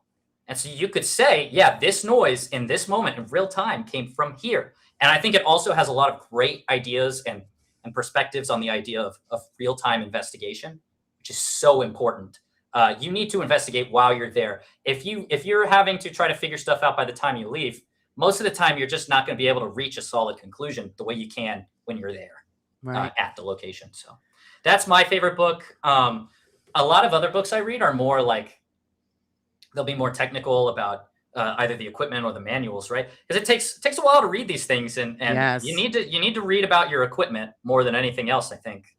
And then that kind of thing. I also do love a good ghost story, so I'll go down the rabbit hole with some good ghost stories every once in a while. But, oh yeah, always nice to read a good ghost story. Have you ever done that technique with the sound triangulation? I'm working on it, so I have a pretty bare bones system with all the software I need on it. The problem has been that I'm so busy. I didn't realize how hard it is to make videos and do these investigations and do it in a timely manner to where I'm not releasing 2 videos a year. So a lot of my technical innovations that I really want to get to, they just have to go on the back burner while I do the more basic equipment tests. And I need a little bit more money to finish it off, but I do have a working system to do it.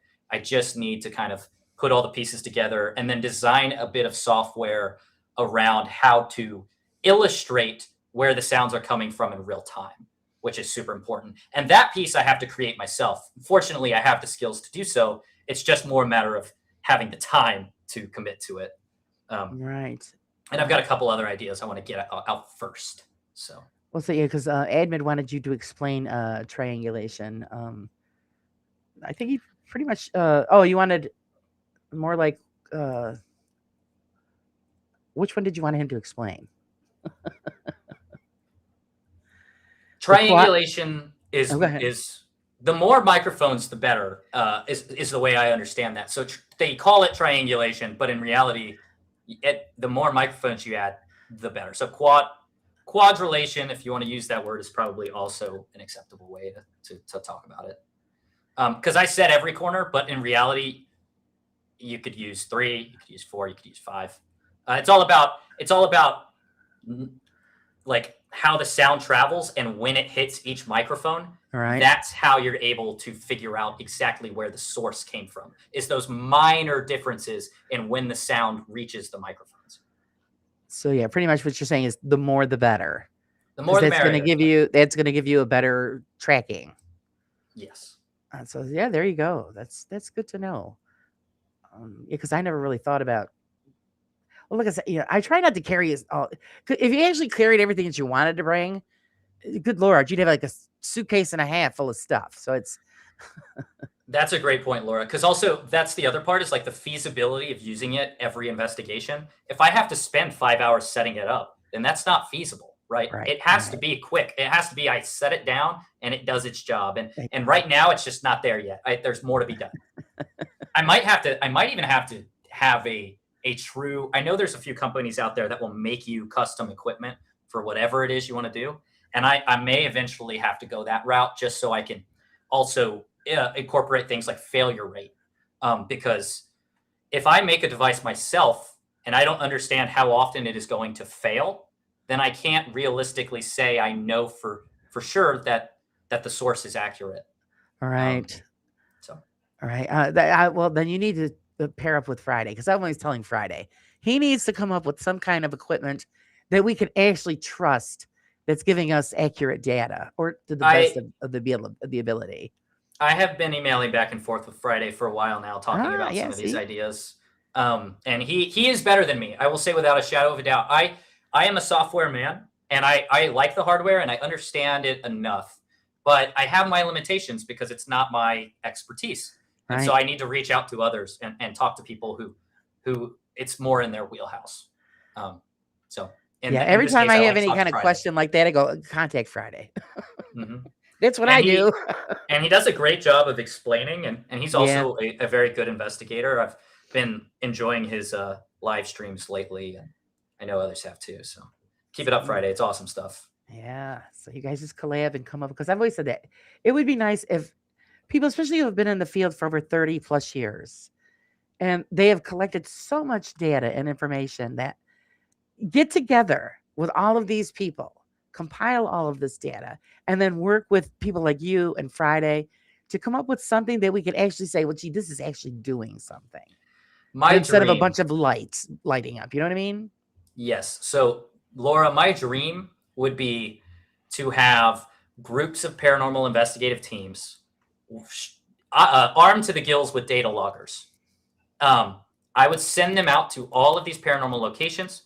We'd rotate them around, and then we would compile all of that data into a centralized database. Yes. And so we could establish those baselines across the board over a period of a few years by rotating teams. And that way nobody would have to spend insane amounts of money to do so. Yeah. Everybody gets to go to different places, and we just compile it all at the end. The problem becomes, well, you have to really be careful with your investigative techniques. Everyone has to subscribe to the same way of investigation to a T. And that's where it becomes unrealistic, and why I say it's a dream.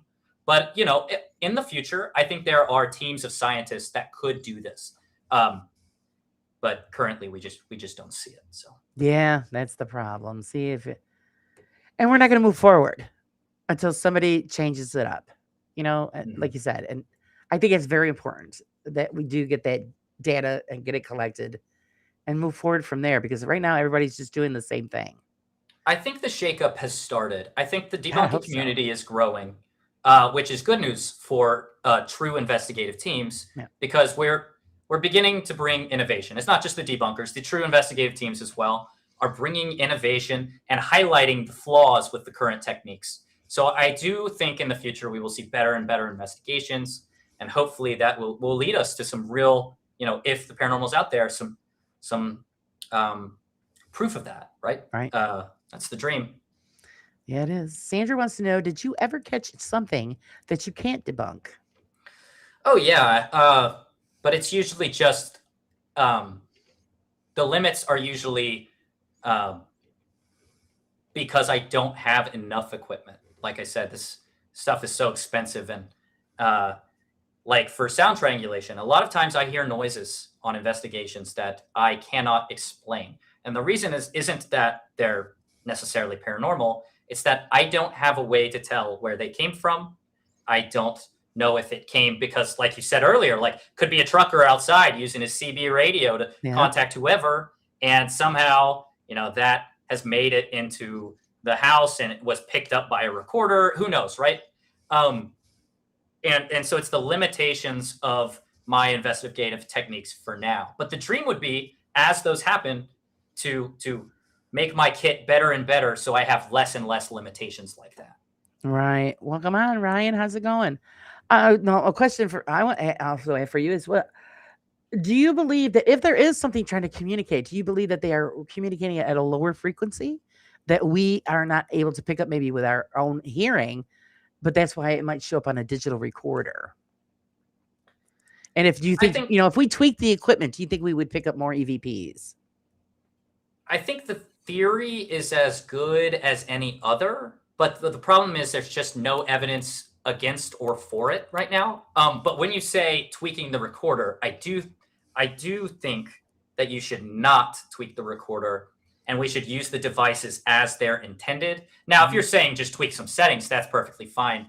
But if you start using devices for purposes they weren't intended to be used for, you introduce problems. Use devices the way they were meant to be used. If you start using them for other stuff, first of all, you bring in problems like now we don't understand the failure rates of a tweaked device. We don't really know how it works anymore unless the person who tweaked it creates an entire new manual and practically creates a new product and rigorously tests it, right? Like that's the reason we need to be using equipment the way it's intended to be used. All right. That's it. That's a good answer, guys. So just remember that. Don't play around with your stuff. Welcome in, Steve. How's it going? As far as like, now we're talking about EVPs and stuff. Have you ever caught anything that you found very interesting as far as EVP goes? Yeah, me and Laura were actually talking about this before we got on the air. So the first time I went to the Sally house, I went as what I would call a full-blooded kind of Ghost Adventure style investigator. I made all the mistakes you could possibly make. The only thing I got right was I bought a security system because I thought that was a good idea. But so I made a lot of mistakes with that. And one of the big mistakes I made on that investigation was leaving a recorder near a window that faced out towards the street. So I did pick up what sounded like voices on my recorder when I listened. I listened to all like 12 hours of audio that came from that recorder, and I was sure I was hearing these voices. So when I went back the second time and I thought a lot more critically about it and a lot more skeptically, I made sure that I went back to that window, and the only thing I changed was that I added a small foam pad underneath it with the hopes to absorb some of the vibrations. And lo and behold, I didn't capture any of the sounds that I heard on the first investigation. And I think that's, a great example of why it's important to kind of evaluate the theories from different angles, right? And to make sure that you fully understand your equipment and what it's capable of capturing. So I have captured some stuff. Nothing I would say I wasn't able to debunk, though, in one form or another. All right, Jay wants to know, what do you think the paranormal is? Not spirits or ghosts, etc., but parallel universe bleeding through into ours. That's the idea of, what's the word for it? The time slips, kind of like the time slip idea. I love that theory. I think it's fun. I think it would be pretty cool to just suddenly walk into a shop and everything is straight out of the 50s, and I can run over and talk to the Battersea poltergeist lady. That would be what I would do. It's stepping into the Cracker Barrel. That's what that is. Yep, that's exactly it. But they tried to change that. They were trying to change that. Oh, I know. I was like, thank God they're going back on that. Like that was a bad idea. That's the whole point of going to that place. That's the whole point of the Cracker Barrel. But I think it's as good as any other theory. But I won't say that there's anything to it, because all of the stories around it seem to just be pretty anecdotal, and usually limited in how many people are involved. So that kind of limits what we can say about it. Right. Everyone is entitled to their paranormal experiences and their paranormal stories, and I won't try to take that away from anybody. That happened to you. That's your story. Right. It's just we cannot confirm it. We Right. can't analyze it in ways that would give us good results.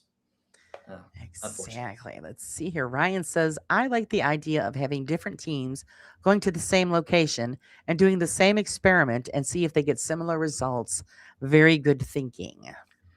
Thank you. Yeah, I love the idea. The problem is getting those teams to really commit to the exact same thing, and it has to be rigorous. I'd have to get with Kenny Biddle on that and do some real deep thinking on how to set standards that are so Right. clear that no individual team will drift away from them, right? Right. Which is almost impossible, I think, but maybe Well, one and day. you also hear that when people, because we need regulations for the paranormal Mhm. community. Who's going to be in charge of setting up those regulations, and who picks out what goes, what doesn't go? I mean, how do you do something like that? You would have to become an organization for starters, something like some of the organizations that exist today. But even more than that, because you would have to go with you would have to train people to make sure that the investigations are followed to a T, send them out with the investigators, the paper trail would be insanity. Right. It would take so much money, so much time, so much energy. I think there's very few organizations today that could accomplish it, but they could if they really put their mind to it. Right. But I'm not a part of those organizations. I'm not going to tell them what to do. So Yeah, Steve agrees. He says there needs to be some regulations within the paranormal, like the science peer reviewing. I Actually, love that's a peer review. good show. I don't know if you've ever seen Steve's show, Nocturnal Frequency Radio. I think you would love to go on there and chat with them. I haven't seen it, but I'd love to learn more, especially if that's their topic of conversation. Oh, yes. Steve is very interesting. Great guy. I'm pushing Steve on you. No, that's okay. It sounds awesome. So, oh yes, very interesting shows, great guests, and he thinks along the same lines as you're thinking, and he's an investigator himself. So and he's been doing this for years. Actually, he's the one where I dropped the bomb that everybody should get together and put their data together and then come up with stuff that will actually give us some kind of results. Right. That is the one thing. Sorry. Okay. That would be the absolute best thing we could do. I think. I don't think there is a better thing. Like I'm sure somebody could debate me on that, but like gathering all of that data from each location day after day would be so good for the paranormal. Let's see. Okay, now here, Admit's saying you can't surely come up with some kind of regulations. I think they can if they really had a group of people that were neutral and actually come up with some set of standards for the community. The people we're talking about here are true-blooded scientists, which I think most investigators just aren't. We're not schooled efficiently in the scientific method and the scientific processes, but there are people out here who do this for a living. They just don't do it in this field. Right. And I think there are a few that do it, but it's just not quite big enough for kind of what we're talking about here. Have you ever gotten to well, I have to say, this is the way I have to word this, because I've asked other debunkers and skeptics this question. Do you think that we've gotten to a point where we have actually debunked ourselves out of actual proof? I mean, it could happen. You could come up with a logical reason that ended up being paranormal, but just looked logical, right? Like whenever, just to use the phone thing again, like if a phone falls off a counter and it just looks normal, like maybe the effects of gravity or micro vibrations or whatever got to it, it will look logical and reasonable, but there's no way to know for certain that it wasn't a ghostly hand that went up behind it and gave it a little push. So if the paranormal was 100% legitimate, I'm sure something like that could happen. Now, I think there's something to be aware of with debunking, and it's that you don't want to go too far either direction. You don't want to believe so hard that you can't debunk, and you don't want to debunk so hard that you can't believe, and then you do a bad job of debunking. Now, if I said which way you should lean on your investigations, you should lean skeptic, but you don't want to go to the extremes. Right. As with most things in life, I feel like. So. Well, yeah, when you get to the most extremes, I feel that the really extremists are like, they're, when everybody says they're not open for the experience, I do believe that's true. They're not, because even if something paranormal would occur, I think that they would find a way to explain it. Because they aren't, either they don't want to accept it or they're not ready for it. I don't know, but so I the think other thing, sorry, go ahead. Nope. I think of something and I just Go, want to say it. That's what I want to say. Go ahead. So there is a kind of reasoning rule around the most logical answer is the correct answer. So like with what we were talking about, if we see a phone fall off a counter and all the signs point to gravity, then we have to accept gravity as the conclusion. And if you want to prove it's paranormal, you have to be able to rule out gravity first. And Right. that is a must. So when you talk about the ideas of, saying that a debunker would find a rational explanation for everything, then it becomes the investigator who believes this is paranormal's job to rule out the mundane. It has to work that way. If we go the other way around, then you get this problem of kind of what we see today with everything's paranormal for a lot of teams. I'm speaking very generally, but it's not everybody, but a large portion of investigative teams think that way, and it becomes a problem. Okay, no, I didn't say this one. Ryan wanted to know, do you think we have proof and it has been overlooked because of all the natural and easy explanations? By that same logic, I have to say no, because if we can't rule out the logical explanations, then we can't call it proof of the paranormal. Yeah, Mr. Prism says, yeah, the problem with putting up analytical standards for these teams is that there needs to be an established method. Yeah. See, that's what I'm saying. It would be so difficult. And humans by nature, I mean, somebody wants to go off script. No way, unless you had I'm kind of imagining something like what they do for world records, where they send out somebody to make sure you follow so if it was like a paranormal organization, they would just send out somebody to make sure you followed their investigation method to a T. If you don't, then they throw the whole thing out. If you do, then great. They'll add it to their database and continue on with their lives. And that would be awesome. That would be awesome. Right. Admin, I posted it up for you for Steve's channel. No, yeah. But the path isn't completely unpaved. It totally is. And then, of course, then you've got to battle with, like you said, the entertainment channels and that's where they get the younger crowds because the excitement and all of that. Because, if you actually think, I don't know, I just look at it this way. Even when I was younger, how could you be going to all these places to get all this activity? And it's all the time. There's no possible way. YouTube has a big problem with rewarding retention over accurate information, right? They want you to watch for as long as possible. And one of the best ways, especially with the rise of short form content, is for things to be snappy. You don't want to have dead air. And that's where things like GhostTube come into play, where because investigators spend a lot of time talking to the walls, you have all this silence, and silence makes people click away. And so one way to fill that silence is with things like GhostTube. Yeah. And I'm not even saying it's necessarily wrong, but when you use things like GhostTube, it shows to me that you're more interested in the entertainment aspect and keeping people watching, which isn't necessarily a bad thing. More eyes on good channels, even if they are slightly entertainment oriented, isn't really a problem as long as they're not faking their stuff. Exactly. And would I like to see less GhostTube? Absolutely. But I see the reasoning behind what they're doing. And it's a debate that can be had. Well, it's the world of YouTube, clicks, views, and bring in those dollars. That's what it's about. Yeah. Because I just started my channel because I wanted it to be an educational platform. For me to teach what I can, and for me also to learn from others. That was the whole point of having, doing the interviewing process. Because I've learned a lot from a lot of people. And hopefully I've, taught a lot to people who didn't know things. The education was the important part for me.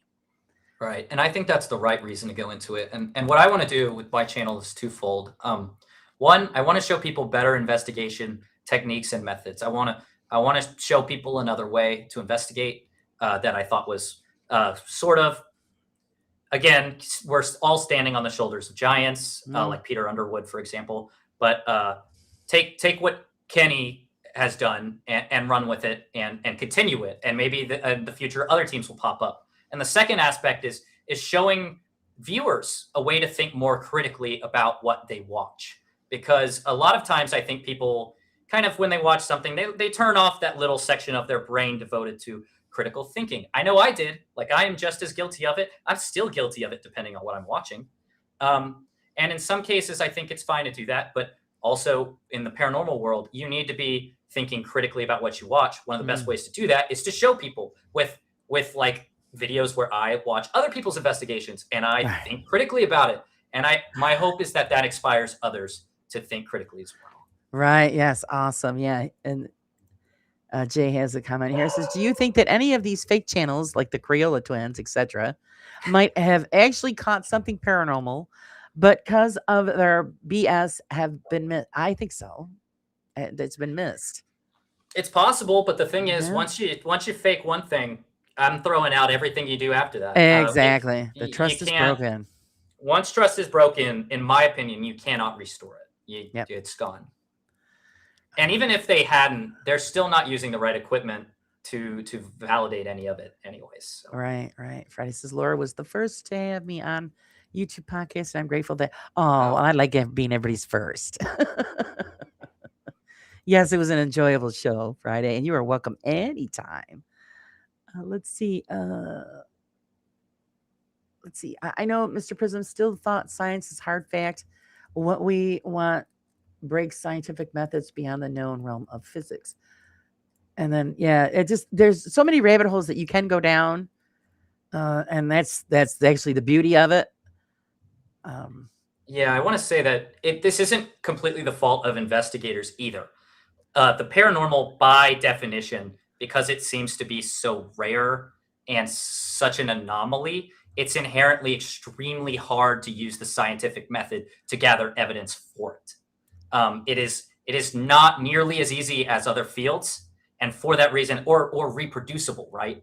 And for that reason, it is extremely difficult to gather any sort of evidence, and that on its own causes a lot of problems. So it's not just the investigators and the techniques they're using. There's an inherent difficulty to this kind of work that's worth noting. Right. And of course, one of the major hurdles is that, you tell people what you do and you get looked at like you got 3 heads. So it's that is true. A lot of people I work with, they're like, so what are you doing over here on YouTube? Right. And they'll randomly check a live stream where I'm doing something completely like, I don't know. And it's just so funny. They'll pop in, they'll be like, oh, hey. And they always look at you a little bit sideways. It's like, what the hell are you doing? The Side-Eye Guy's channel name is so perfect for that. Yeah. They always do look at you like that. They do. Well, you're going to get one of the two. You're either going to get that look like, what are you, nuts? Or, oh my God, that's so cool. Because I've gotten that too. And you never know. People go either way depending on their life experiences. And you never really know. Yeah. So, you just don't know. And I always tell everybody, you got to be a little crazy to be in this field because, Oh, yeah. This, the weird stuff that happens and, it's just part of the game. I think that's true. I agree. Let's see, Friday says, I think paranormal occurrences happen, but they are so rare and hard to detect that they fall well below the noise floor. Yeah, that makes a lot of sense to me. My one caveat, right, and there's an answer for this, is these days we have so many cameras around the world. And you would think that a lot of the claims people make about spirits would be captured and provable by this point. Now, it's not out of the realm of possibility that that they're not on the visible light spectrum that most cameras have access to, Right. or the the invisible light spectrum. There's so many spectrums. I don't even know where to start with that. But it's possible, but unlikely to me that we would have never captured any of this on camera in one form or another. But the other problem, again, like we've talked about, is there's not enough hard data we can look at if Right. it does get captured on camera. So to your point, maybe somebody caught something and we all missed it. Right. And including them, because they're there to put on a show, not actual. I found myself actually because I used to watch Ghost Adventures long ago. And then I got to the point where I realized they were full of, what. And and then when they would say, "Oh, throw this brick," and I know it's terrible, I used to say, "Please, something, throw a brick. Just nail Zach right between the eyes." And I know that's awful, but it was just one way for to get him to shut up. And Hey, just to give him a little attitude adjustment, is all. Yeah, No, that's not all. to hurt him or anything. Knock the chip off his shoulder. exactly, Laura. And then, of course, the sad part is I do know somebody that actually worked with that group, and I hate to inform you guys, they're fake. The whole thing is a production. Sorry. Most TV shows are, unfortunately. Yeah. Sage would like to know, what do you think about infrasound? Do you think it can cause a phenomena? So I did some digging for my interview with the APRF, because they have done some interesting tests with infrasound. Their Knowlton, I think I'm saying that right, Knowlton Church video was extremely interesting, and one of the few teams I see that really try to take that scientific route, which I appreciate. But when I did my research, there are research papers that are both for and against the idea that it can cause hallucinations that people could perceive as paranormal experiences or anxiety. I think in some cases they proved that it could, but it was cases that could only be reproducible in a lab. I'm really not the guy to ask for this. When I read both papers for each side, I went, I don't know. I don't know who to believe. Both these people seem very reasonable, and Right. I think we're going to need more research on it before we can come to a solid conclusion. Yeah. At least for the lay person like myself, right? And you are not the only one that actually is thinking in that direction. I hear a lot of people talking about it, and I think, yeah, we all need to do a little bit more work with it. Mm-hmm. Yes, Ryan. Yeah, we still go out just for the fun of it too. It's, Sure. Hey, if you want to go out, do your ghost tours, use all the fun gadgets, you do you. I only have a problem with it if you then post it on YouTube and claim it's 100% proof of the paranormal. Right. That's where I may slide in there and start watching your videos and taking some notes. Uh-oh, Mason is watching. So I do watch. I watch a lot of the community, even if I'm not talking. He's just a lurky turkey. So, okay, I'm gonna have a quick question for you. We're talking about gadgets and all this other crap. What are your opinions about the Ouija board? I used to use the Ouija board a lot when I was younger. Hey. One thing I thought was very interesting was as a game I started playing called the Numbers Game, and what it showed was particularly interesting. Now that I understand the ideas of the ideomotor effect, it's very interesting. So the way it would be played is I would be on one side of the Ouija board, and somebody would sit across from me on the other. Only two people, and there would be a third witness. Now I cover my ears, and the person touching the board whispers a number between 1 and 10 to the third party. And then we just ask the board. We go, "Hey, what was the number that you just said?" Obviously, I don't know it. And what you would find, actually, is depending on whether the person believed in the Ouija board or did not believe in the Ouija board, the number would be correct. So if the person believed that the Ouija board worked and had that belief in their head, what I think happens is their subconscious takes over and rats them out and gives the correct answer. Wow. But for people who are more skeptical leaning, the results were much different. Their subconscious isn't tied to it at all. And a lot of times you would get just random gibberish, or it wouldn't even go to a number a lot of times, or it never moved. So I Yeah. think a lot of that shows the effects of the idiomotor effect in action. And I think the Ouija board got its current modern day representation from The Exorcist. Oh Before yeah. that, people used it as more of a parlor game. They didn't treat it so much as communicating with the dead, although some did. But Right. it didn't have the stigma around it the way it seems to these days. Right. Well, same thing with the tarot cards. It was it was a Mhm. card game, kind of Right, like exactly. bridge. And then Yeah, the psychics took it over, the gypsies, and that was it. So Mhm. But I'd actually like to see more people give that numbers game a try and see if that would be something reproducible, just for the fun of it. So if anybody watching, you can do that. Just go buy a $20 Hasbro Ouija board and try it out with your friends. Now, don't assume it's paranormal. I will say that right off the bat. This was not proof of the paranormal right. in any way, but it's a lot of fun, and you get So- to find out which of your friends believe and which don't. There you go. Mason just gave everybody homework. Sorry, There you guys. go. So if you guys, You don't have to do it. You my don't have husband won't let me have one in the house. He's a big chicken, so it's Yeah, so my girlfriend is the exact same way. I have to keep that thing under lock and key, yeah. far, far away. Well, I just wanted one for decoration on the wall. He's like, oh no. I said, oh, give me a break. They You know, are it's- so beautiful, aren't they? You know, there are some gorgeous ones. Mhm. I I said, bought one. It's a game, man. Yeah, it's a game at the end of the day. I bought one. It was a 1940s. At one point, it was actually used as a coffee table, so it was really large, but it was made Wow. of wood. It was custom made. It's beautiful, and I really like that kind of stuff. It does. Have you? I've seen it lately, and I'm just wondering this. Does Truth or Demons make custom Ouija boards? I feel like I've seen her. She's got a lot of that kind of stuff, but She I don't know does if some she- custom work. I know she's maybe a somebody will know, seamstress. yeah. Okay. She's a seamstress and stuff, but I don't know if she makes custom Ouija boards. I might have her make me one if she does. So yeah, that'd be pretty cool. Yeah. Yeah. Well, I knew Ryan would. Yeah. Ryan says he goes, I have some Ouija boards. I might try that. Yeah, do that, Ryan. Do try that it out.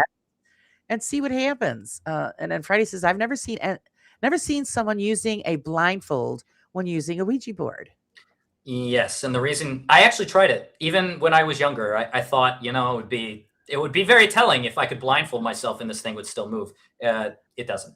Nothing. If you right? blindfold the participants, it will not work. Never seen it work. Oh, Friday's never used one. I did when I was a kid.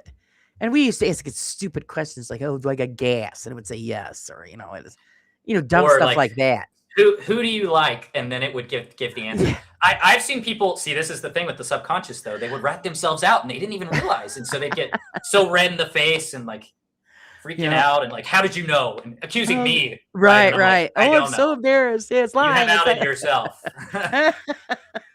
And you swear, no, that's a lie. It's Mhm. so yeah, but The truth is often written on their face. yeah, exactly. Oh, let's see. And it's a table tilting is a parlor game too, but fun. That I've never done. Yeah, I can't say I know much about table tipping. I saw a video recently. Crow was watching Kenny do it, and it looked like fun. So maybe it's worth a revisit. Most definitely. Does anybody else have any more questions before we let Mason go on his way? So what are your plans as far as you're going to do a lot of traveling? Do you have any other big things that you plan on throwing together for everybody to see? Oh, yeah, I have a huge investigation coming up. It will be released probably within I'm gonna tentatively say 2 weeks from now, but there will be other videos coming out sooner regarding this subject. But it's gonna be I think it's gonna be something everybody really enjoys in the community. Looking forward to it. Long term, yes, I'm doing more investigations. Currently, I'm trying not to go broke, so I I'm hear gonna you take a there. break for a month or two.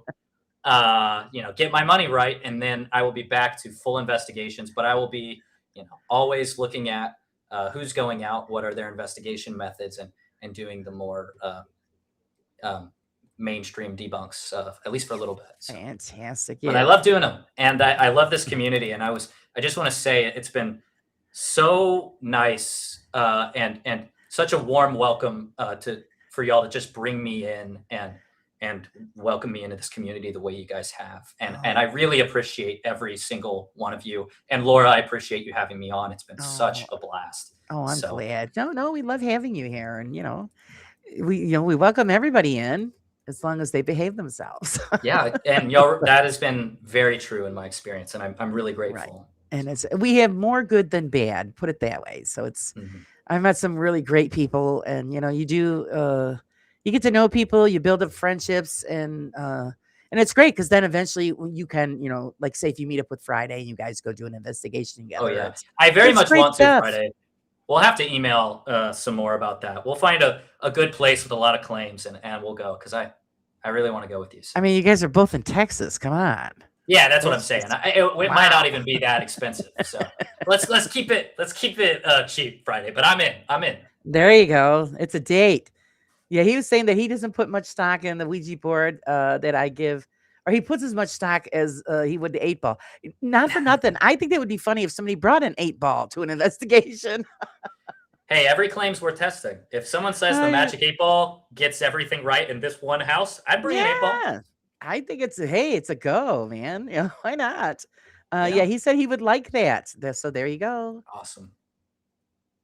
Yeah, I'll You shoot you just an gonna email. have to. You guys got to email each other. Yeah, So yeah. Okay, everybody, thanks so much for being with us. I want to thank special thanks to my mods and Pinky. We're glad that you're home and feeling better. And thanks everybody for your donations and your support. It's always, always appreciated. Mason, thank you for taking time out to spend with us. Oh no, I love talking about it. Thank you for And having me. you are welcome back anytime, anytime. And we look forward to your next videos, your new adventures, and of course, we'll catch up with you later on down the road and see what you've done over the summer, and have you back on. And Awesome. I'm maybe we'll bring already looking forward Friday to it. we'll have Friday Yeah. and you on. Why not? Yeah. These Uh, were some great conversations. Y'all have so- some fabulous questions. oh, So they give out some I really great enjoyed it. questions. I love it. So until then, guys, have a great evening, and always remember to live life a little bit on the raw side. You guys have a great night.